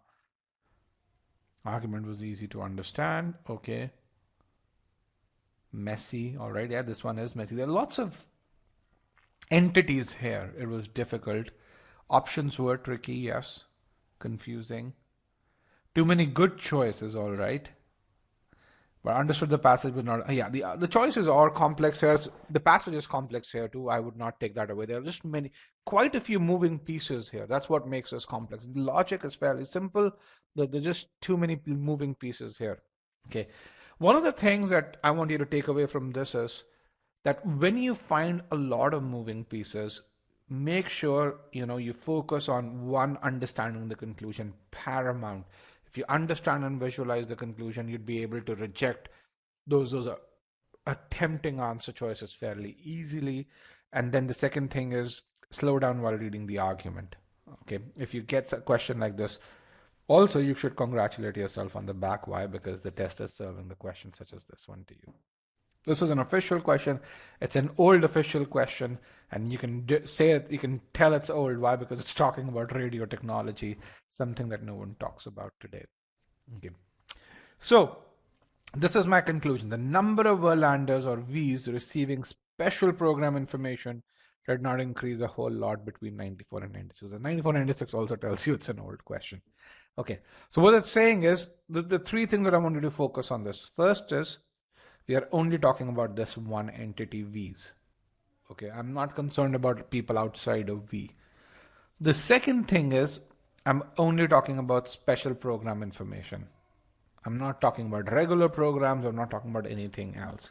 The third thing which is there is that I'm talking about this 2-year time period, 94 to 96. I'm not talking about what happened in 94. I'm not talking about what happened in 96. I'm only talking about the transition between 94 and 96 over here. Okay, and I'm saying that that number, if in 94 was 1 million, in 96 it was also 1 million. It can go up 5%, but more or less it remained the same. Everyone's clear about this? Just from the conclusion. We've not even touched the argument. And then the piece which I want you to take away from this is, if an answer choice does not talk about V's, probably not the correct answer choice. If an answer choice does not talk about special program information, not the correct answer choice. If an answer choice is not about this time span, it probably is not the correct answer choice. It tells you why, because an assumption, as we have seen from the very definition, has to be tied to the conclusion. It all stems from the very definition. This is not a trick. This is the very definition of what an assumption is supposed to be. So let's now look at what's going on over here. Okay, so this is my main conclusion. The number of V's receiving that special program information did not increase a whole lot. Now, why does the author say that? The author says that why? Because the number of people who have these receiving radios, which are the radios that you have in your houses, they remain the same. If that number was 1,094, a number more or less was 1,000. If the number was, let's assume 100,000, why? Because you have 250 and 600 broadcasting stations. If you had 100,000 in 94, then you had 100,000 in 96. That number did not increase a whole lot. However, this number over here, the number of broadcasting stations with RDS technology, that number more than doubled. It went up from 250 to 600, more than double. So that's tremendous. Now, when you think about the role played by statements 2 and 3, statement 3 supports my main conclusion. Why? Because that's what the conclusion is about. It says the number of people receiving that information did not go up. Why? Because the number of radio sets remained the same. However, you see this however over here, which is connecting 2 and 3, which means 2 and 3 are kind of, they oppose each other. And logically also they do. Why? Because if you have more transmitting stations, you would think that people would buy more radios, but that's not what has happened here. So 2 in some ways goes against my conclusion, right? If you have more broadcasting stations, you would assume that, hey, more people would be able to get these programs, right? If you add more cell towers, more people get 5G or 4G technology. That's kind of the logic behind it. And statement 1 sets context. It says, hey, RDS radio stations with this special technology called RDS broadcast this one additional piece of information called special program information. And if you want to receive that, you need a radio with an RDS feature. So you need a mated set. You need a transmitting station, and you need a corresponding radio with the RDS technology to be able to get this thing called special program information. Are you guys with me with regards to the argument? Is the argument now, do you have a better idea what the argument's about? Okay, that's good. Let's move forward. Okay, just the logical structure. This part's the context here, which is that to receive RDS programming, you need RDS radios and the transmitting stations, of course. Between 94 and 96, the number of radios remain unchanged. These are radios that people have, but the number of stations increased tremendously. Based on this, the author makes the conclusion that very few additional Vs were receiving the special programs compared to when we compare 94 and 96. That's my argument overall. So again, we ask the same falsification question, and I want you to answer this question. Under what conditions will there be a significant addition, which means there will be way more Vs receiving this special program information, despite the fact that we don't have very many more radios, but we have a lot more transmitting stations. So can you tell me, how can I break this conclusion down? How can I break this guy down? Under what scenarios will this happen, given this piece to you? Under what scenarios? How marketing a special program, but how would that happen? More listeners per radio. Yes, if you have more listeners per radio, then that's good. That's a very good way. What is another scenario?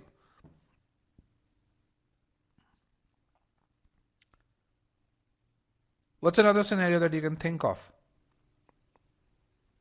in which that would happen?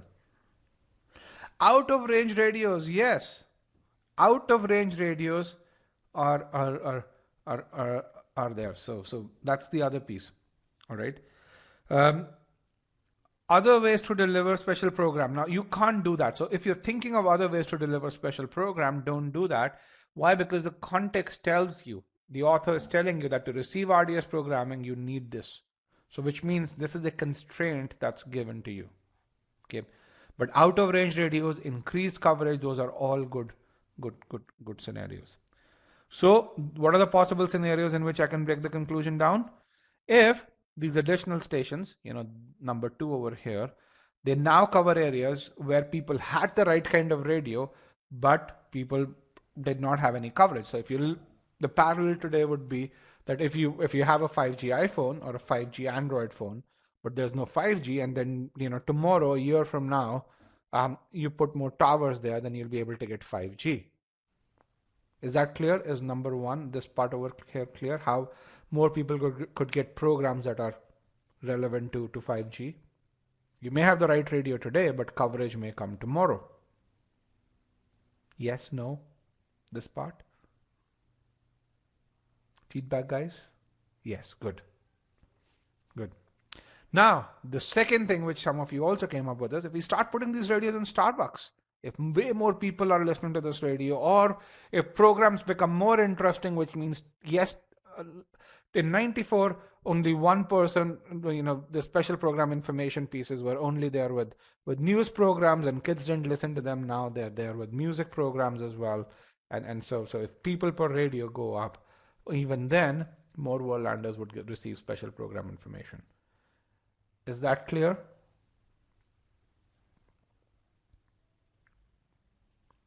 Right? And those of you who said the marketing piece, you have to translate this into, getting more people interested. I think that you've got to go that far. Okay. So if these are scenarios in which my conclusion breaks down, my assumptions are the news stations do not significantly increase the coverage, or the people per radio remain about the same.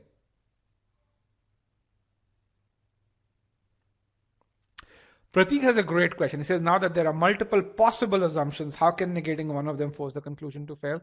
Pratik, each of them, the reason, look at, first of all, great question. An argument will have and can have multiple assumptions. In fact, 40% of official arguments will have two assumptions. Now, in the correct answer choices, you will only have one of those two. You will not be asked to choose amongst those two or between those two. In fact, there are some arguments where there are three possible assumptions that are there. Okay. So does that answer your question? And the reason why they're, each one of them fails. Yeah. So that's basically, if that answers your question, then that's good. Wonderful. So in the official answers, you'll only have one of them. And that's why I say pre-thinking means just think of one, because even if you thought about this, you understood the logic of the argument, and if you saw this in the answer choices, and if you comprehended that answer choice, then you'd be able to point this out. Why? Because you've understood the logic of the argument. Okay. However, how many of you actually got one of these? Even if you got one of these, this question was difficult. Why? Because the answer choices are convoluted here. So if you got one of these and still got the question wrong, then make sure your corrective action is to really say, I'm going to become slow while reading the answer choice. I'm going to translate the answer choice in my own words. Okay. So let's start with this. You want to see what is it that you guys chose? I'm going to share the poll once again. RDS Technologies. This is how you guys polled. So you should be able to see a mark against your own name to say this is what your choice was. Choice A is a complex answer choice. Choice A is our correct answer choice, by the way. Choice A says, few, if any, of the RDS radio stations that began broadcasting after 94 broadcast to people who had the right kind of radios, with RDS equipped radios, living in areas not previously reached. It actually is the one with the first falsification. It deals with that. And you're going to translate this. If you got the first one, did not get the answer, then your problem is translating this into simplifying this. Okay. So what does few, if any, mean? It means almost none of the RDS radio stations that began broadcasting after 94. Which are the RDS radio stations that began broadcasting after 94? These are my news stations, right? These are my news stations. Correct? This part here. These are my news stations after 94. Broadcast to people with RDS equipped radios living in areas not previously reached, which means almost none of them increase the coverage. That's increasing the coverage. That's the very definition of increasing the coverage. Okay. So bottom line is, if you got this as a falsification and yet were not able to mark this as the correct answer, then your corrective action is, if you don't comprehend an answer choice, if you cannot do it, slow down, simplify it. That's the corrective action. This is my correct answer. Why? Because let's just negate it. So when we negate this part over here, the negated statement is at least some radio stations increase coverage. If some radio stations increase coverage, then we can't say, the author cannot say that the number of Worldlanders who were receiving the special program information would remain the same in 94 and 96. If 94 there were 1 million people, 96 there'd be 1 million people. The author cannot say. Why? Because I'm getting more people who are receiving the special program information and who already have the right radio. Visualizing could have helped. I love when people say that. And this is kind of saying that you are starting to visualize. That's wonderful. I'm going to discuss every other answer choice, but can you see how this is the correct answer? How this breaks my conclusion? How this breaks my conclusion, which means this is the correct answer. Can you see that?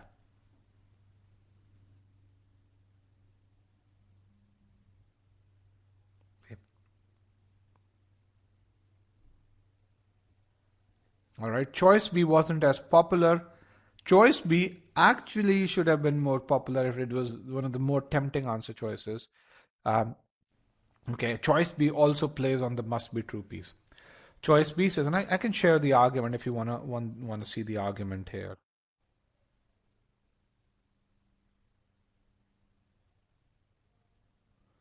Notes, let's see, RDS Technologies, here is the argument in the textual pod here. I'm going to cover the Q&A pod at the bottom. So if, Harsha won't be able to get to it, but you'll be able to read the argument. Okay. Actually, you know what? I can do a better job. Hold on. I can reduce the size of the Q&A pod. That way Harsha can still get to this.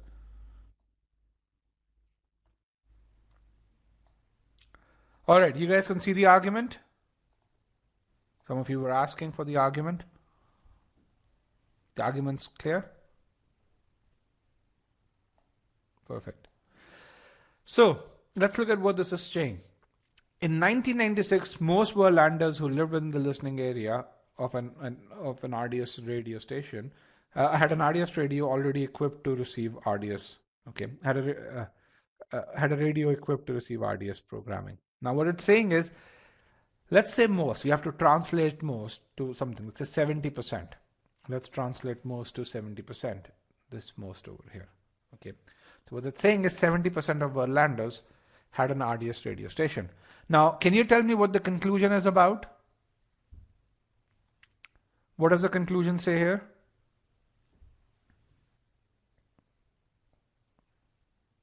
The conclusion says the number of Berlanders did not change between 94 and 96.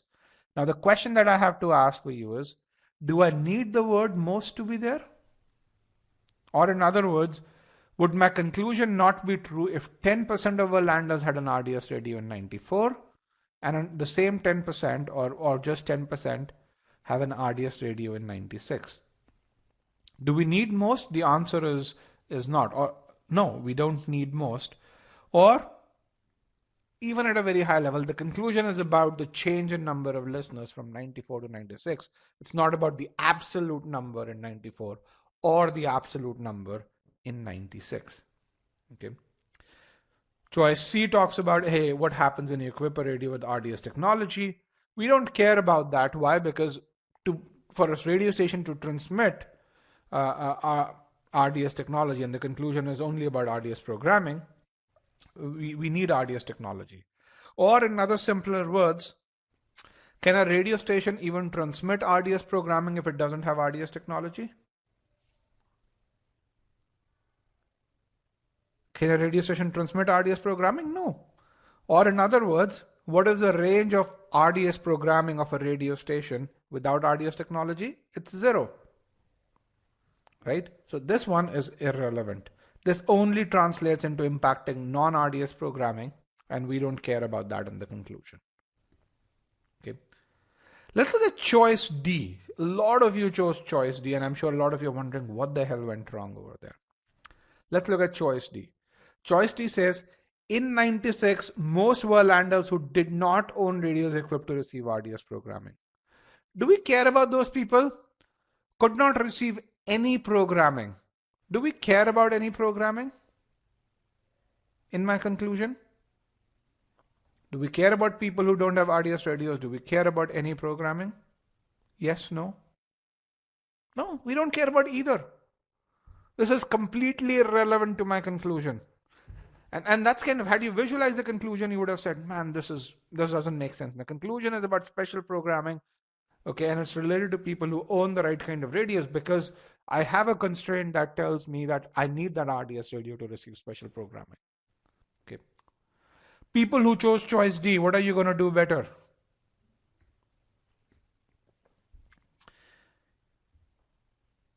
If you chose choice D, what's the lesson for you?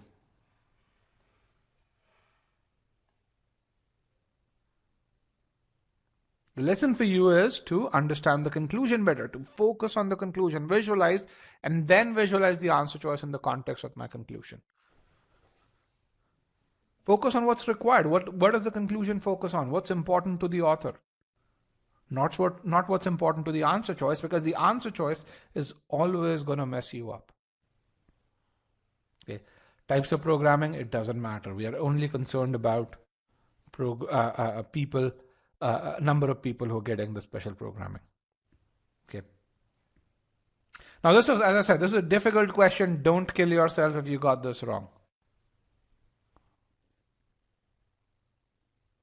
Oh, yes, it could be. But then they should choose to listen to different programs, absolutely. But will the number of people change?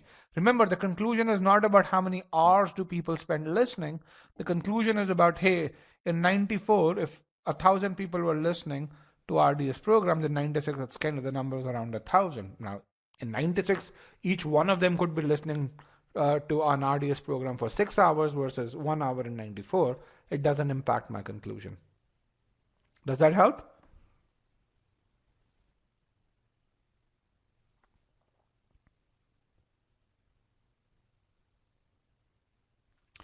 Also, again, if you were thinking that this answer choice meant that there were people who had the radio but were not listening to it at all because the programming didn't fit, that's not how far this answer choice goes. Again, if that's what you were thinking, the correction is understand what the answer choice is saying. Don't try to just map it to what you're thinking, because your thinking was right. But if you don't understand what the answer choice is saying, then despite doing the right pre-thinking, because of the lack of that core skill, you will still choose the incorrect answer choice. Does that make sense? Or does that help? All right, Shelbyville. Let's go back. Let's select Shelbyville. You have the argument here. And let's see how you guys polled here. So we're going to wrap this up in another 10 minutes.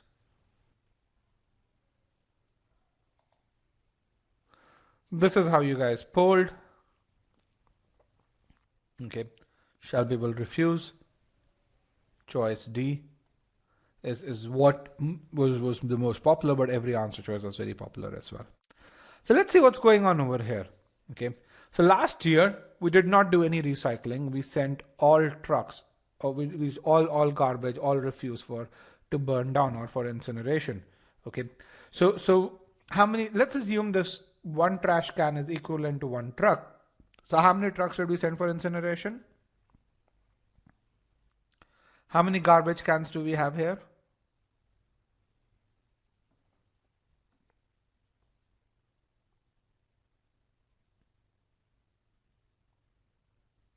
Ten. So we sent 10 garbage cans. Okay.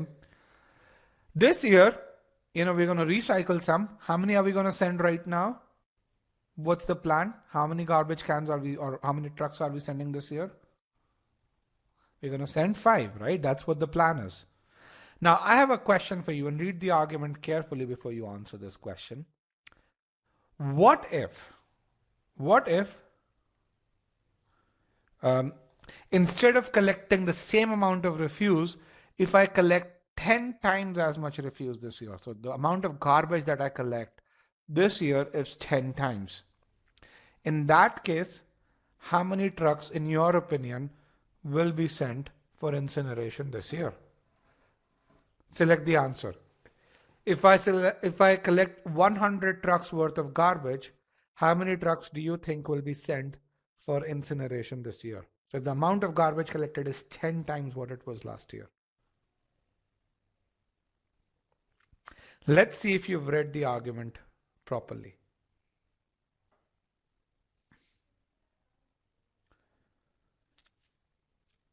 Five, 4, 3, 2, and 1. Okay. Once again, I repeat, the question is, if I collect 100 trucks worth of garbage this year, how many trucks will I be sending for incineration? Let me end the poll and broadcast the results. The correct answer is just 5, and only 5 of you got that right. Only 24% or a quarter of you got that right. Let's see why the answer is 5 and not 50. Read this statement here. This year, city services will separate for recycling enough refuse to reduce a number of truckloads to half of last year's number. What this statement is saying is, regardless of the amount of garbage that we collect, if I sent 10 trucks last year, I'm going to send half of what it was this year. And this year, last year, we know we sent 10 trucks. So this year, even if you collect 100 trucks worth of refuse, I'm going to only send 5 trucks for incineration. Is that clear? Yes, no? Okay. And that's the value of reading this.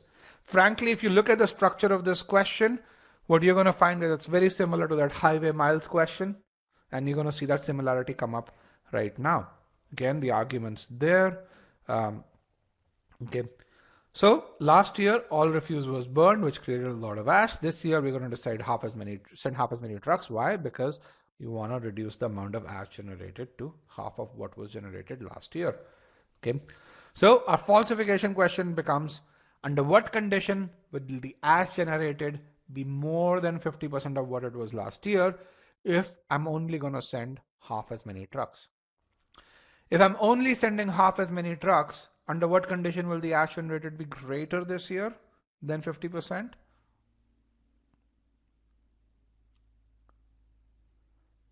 If I'm only sending half as many trucks, in what scenario will the ash generated be greater than 50%? In what scenario will my conclusion break down? No, not the recyclable piece. If there is more ash per truck, if we pack those trucks so tightly that each truck generates way more ash, right? Only if ash per truckload is higher this year than was last year. Recyclable doesn't even matter. It's designed to confuse you.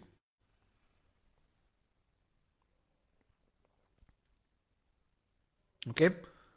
The only scenario is if last year I got 10, this year I'm getting 5. The only way I'm going to generate more ash is if I pack those trucks so much that each truckload now generates way more ash.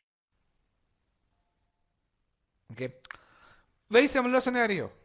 If in the first 10 questions you took 20 minutes, then in the next 10 questions, in what scenario will you take 30 minutes? First 10 questions you took 20 minutes. Now you have another set of 10 questions. In what scenario will you take 30 minutes? Only if each question is so hard it takes you 3 minutes per question. That's the same thing here. If each truck is so tightly packed that per truckload the ash generated is way more than what it was generated last year. Make sense? If that was the case, then the only assumption that we have is that the ash generated per truckload is similar to or lower than what it was last year.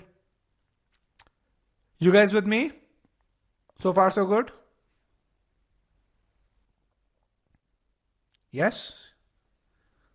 Simple, right? This is, once you simplify the argument, everything's simple.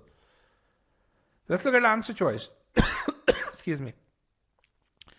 This year, no materials that city services could separate for recycling will be incinerated. Okay, that's very good. We absolutely agree with that. The question is this new information? No.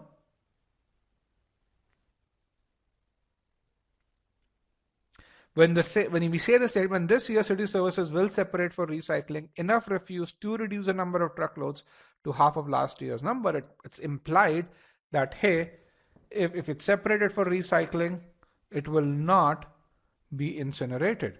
There's no new information. It satisfies the must be true condition, by the way, but because it doesn't provide any new information, this is not my correct assumption. People who chose choice A, can you see that?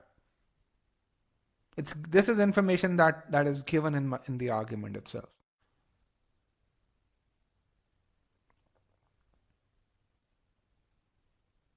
Okay. Ishika says, how do I arrive at these possible scenarios? I can do the falsification well, but some of these scenarios totally get missed by me. Ishika, great question here. Remember this, I said these are very difficult questions. So these require a slightly higher level of thinking, and which is why, and which I'm going to show to you as next steps, you have to go through the files in the free trial where the difficulty of argument progresses. Remember, first argument, everyone was able to pre-think without me giving a framework. The audience technology, very, very difficult, right? And that's kind of where you have to, if you're able to arrive at the falsification question, that's good. That's congratulate yourself. And then, that should motivate you to go through this in a certain order. So wait for about 5 minutes, but great question. Choice B talks about what's the cost of recycling. We don't care about the cost. The conclusion is not about cost. It's about, hey, how much ash would be generated. Choice C is about the proportion of recyclable material and compares it to what it was last year. One, we don't know what it was last year. Second, it's not relevant to the conclusion. Why? Because regardless of what is there, we will only send half as many truckloads. Okay. Even if the proportion is less, you're still getting half as many truckloads for incineration. That part is what we care about, because burning the refuse on the truck is what generates ash. That's given to us. Okay. Choice D, which is our correct answer, it talks about the ash per truckload. It's in line with our pre-thinking. If you look at the negation test, refuse incinerated per truckload will generate more ash per. This is, my conclusion breaks down. Choice D, any doubts about it?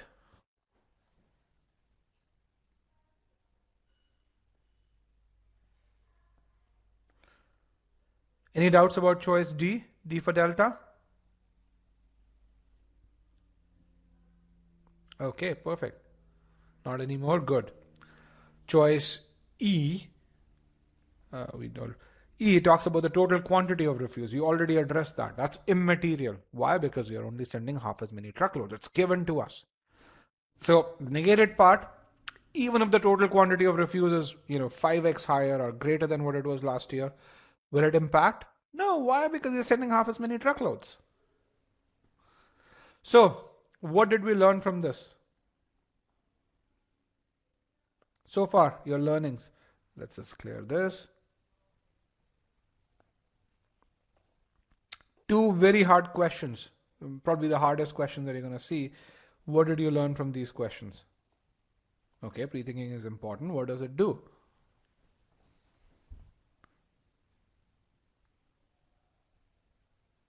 What does pre-thinking do? And what else did you learn? It prevents you going into you falling in traps. Okay, don't fall in the trap of answers. Don't fall in fall for the new information that the answer choices provide. Visualize the conclusion. Understand the logic. Good. Get the falsification question right. Good. So the thing that I wanted to convey through this entire session, I want to thank you for being with me, is that this is not rocket science. This is not some black voodoo magic that we've conjured. This is something which is a process, and this process helps you achieve super high accuracy while answering the questions in due course of time. In fact, less than what you need. Okay. So how do you achieve that 90th percentile in critical reasoning? You have to build on these fundamentals, and you guys now implicitly know this because you've experienced them. The ability to classify statements. Which statement is my main conclusion? Which one's supporting that conclusion? Which one's context out of these? Which ones are facts that I have to take as universal truths? You need to be able to do that. The second thing is visualize the conclusion. Why? Because if you don't visualize the conclusion, there is a chance you're going to answer the question incorrectly. There's a chance you'll select an answer choice that has nothing to do with the conclusion. RDS Technologies was one classical example, choice D over there. Make sure you structure the information presented and understand the logic. Really important here. Okay. Simplify those answer choices. Again, many of of the answer choices. In highway miles had choices. The choice B in highway miles, you had to simplify it, apply the must be true condition. In RDS technologies, you had to simplify the answer choices. Really important there.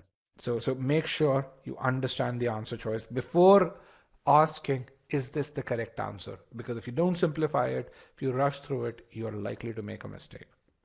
Okay. And all of these are roadblocks. If you don't do this, they will prevent you from getting to that 90th percentile. Okay. So, and you need to achieve mastery on all grounds. So how do you go about doing this? Okay. And you do this one step at a time.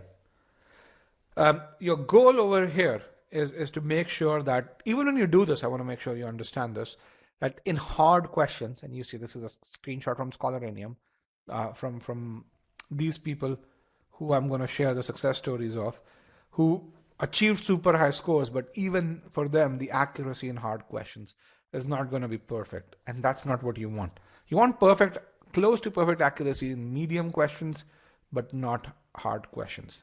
Okay. And here are the success stories for you to look at here. Okay. So if you are unable to classify statements, then make sure you go to the premise and conclusion files. Really important you do that. Make sure, these are evaluation. This is not file completion. All of this is evaluation. Make sure you get 100% or close to 100%. If you make mistakes, then go revise those mistakes. Here, this guy made a mistake. He went and revised this. That's why he spent 52 minutes on this one. And should be saying, how do you identify the main conclusion? Again, in general, the main conclusion is what the author wants to convey from the argument. If you want more details, go through these files. They have close to 15 examples where we ask you to come up with to identify the main conclusion. Okay. Next piece, make sure you go through the fundamentals of assumptions. Some of you were saying you're able to do the falsification question but not come up with scenarios. Here you have arguments that are of progressive difficulty, so they build that mental capacity to visualize. Okay. If you're a paid student, this is the assumption module. You can see the depth that we go through. You look at not just logical gap type arguments. You have arguments where we are comparing two entities, where we're thinking about segments. In general, where you have entity and segment comparison, that's concept 4, and then math quant related arguments. Then we have two sets of application files and practice files. Essentially, in all of this, you're going through about 60 arguments. Pre-thinking should become second nature by the time you go through this, if you're doing a good job of understanding how we are going through this, and if you get these scores here. Okay. You'd understand each one of the aspects and do, frankly, once you go through this module, you should be at about 80th percentile in the context of assumption questions. Okay. Here's what Karthik said. He says, as someone who taught physics at an undergraduate level, he thought he was really good at logic, but because he wasn't doing pre-thinking, he wasn't visualizing information, and essentially he would make mistakes. He was able to go from that 570 to 740 in about 4 months, only because of these changes that he made. Okay. So as next steps, make sure you do these modules in the free trial to really understand if this is something which is there for you. Okay. But overall, it takes about 14 days for someone who's at the 20th percentile, spending about 20-25 hours a week to get done with CR. Okay. Adobe Connect, Sigma X Mock, someone was asking for a link, and someone was asking how can you connect with me. Here's how you can connect with me overall. So with that, I've come to the end of this session.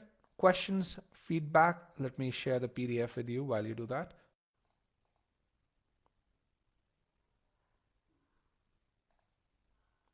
Feedback on the session. And Logan, the Sigma X Mock link is here. If you want to get your starting abilities, build your study plan, you can click on that.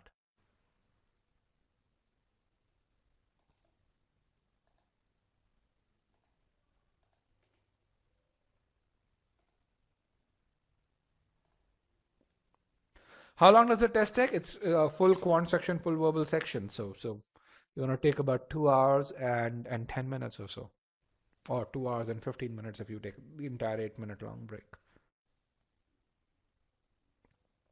Okay. All right. Feedback. All right. The session was helpful. What did you learn from it?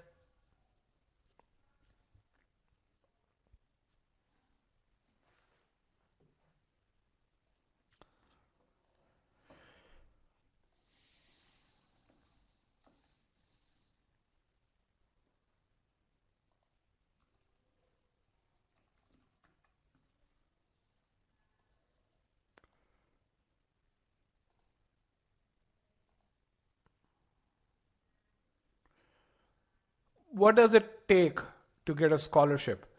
Um, let me. So high GMAT score definitely needed for scholarships. That's something that's there. But in addition to that, you should have a good profile. So if you want to see case studies of admits with scholarships, let me.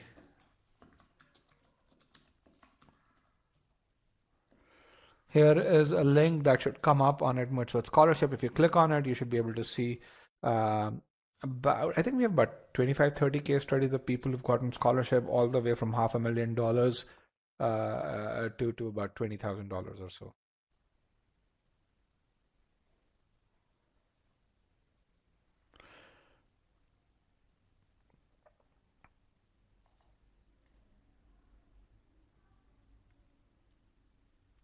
Okay.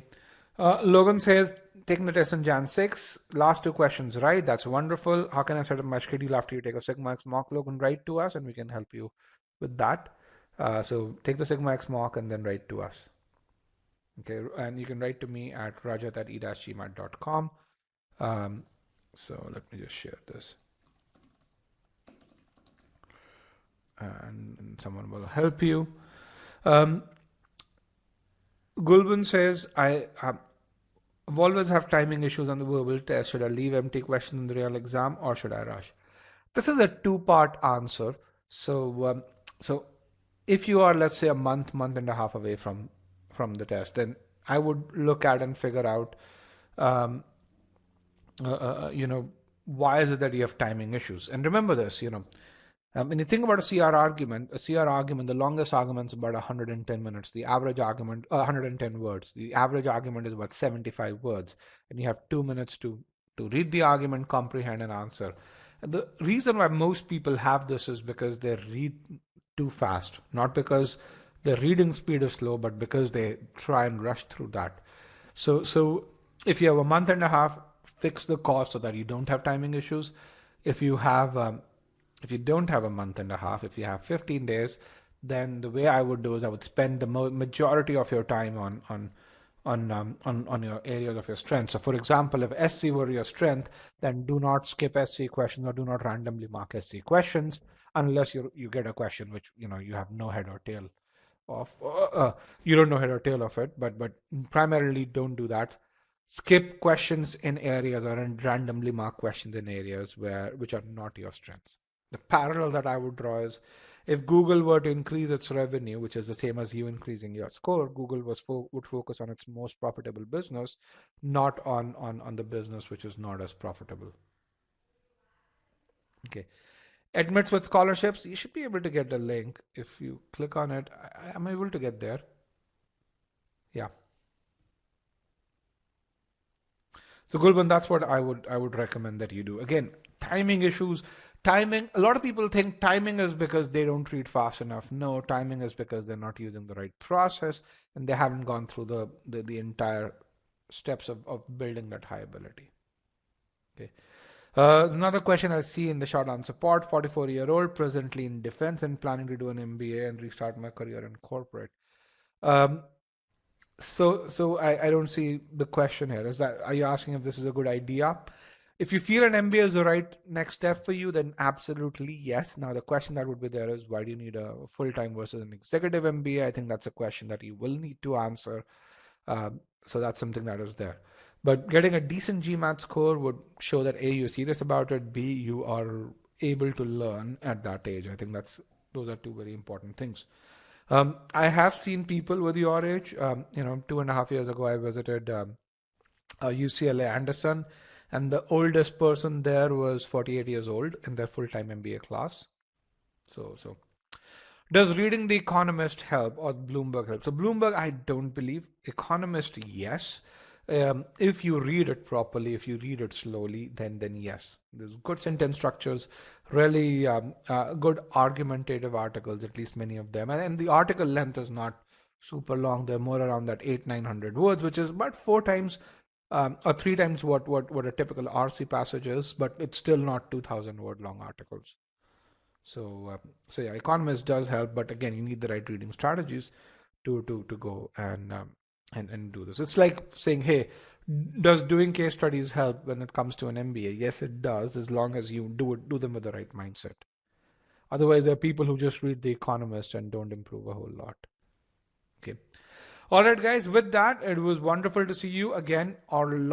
This was our last verbal session for the year. We have the algebra session tomorrow. Definitely attend that if you need help with inequalities and absolute values.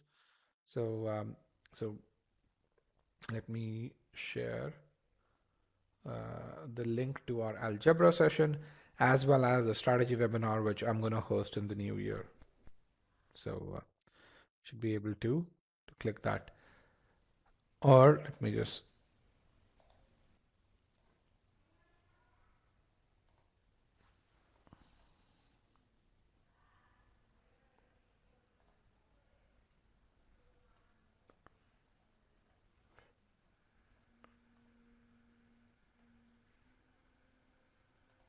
let me get you the link to the algebra webinar.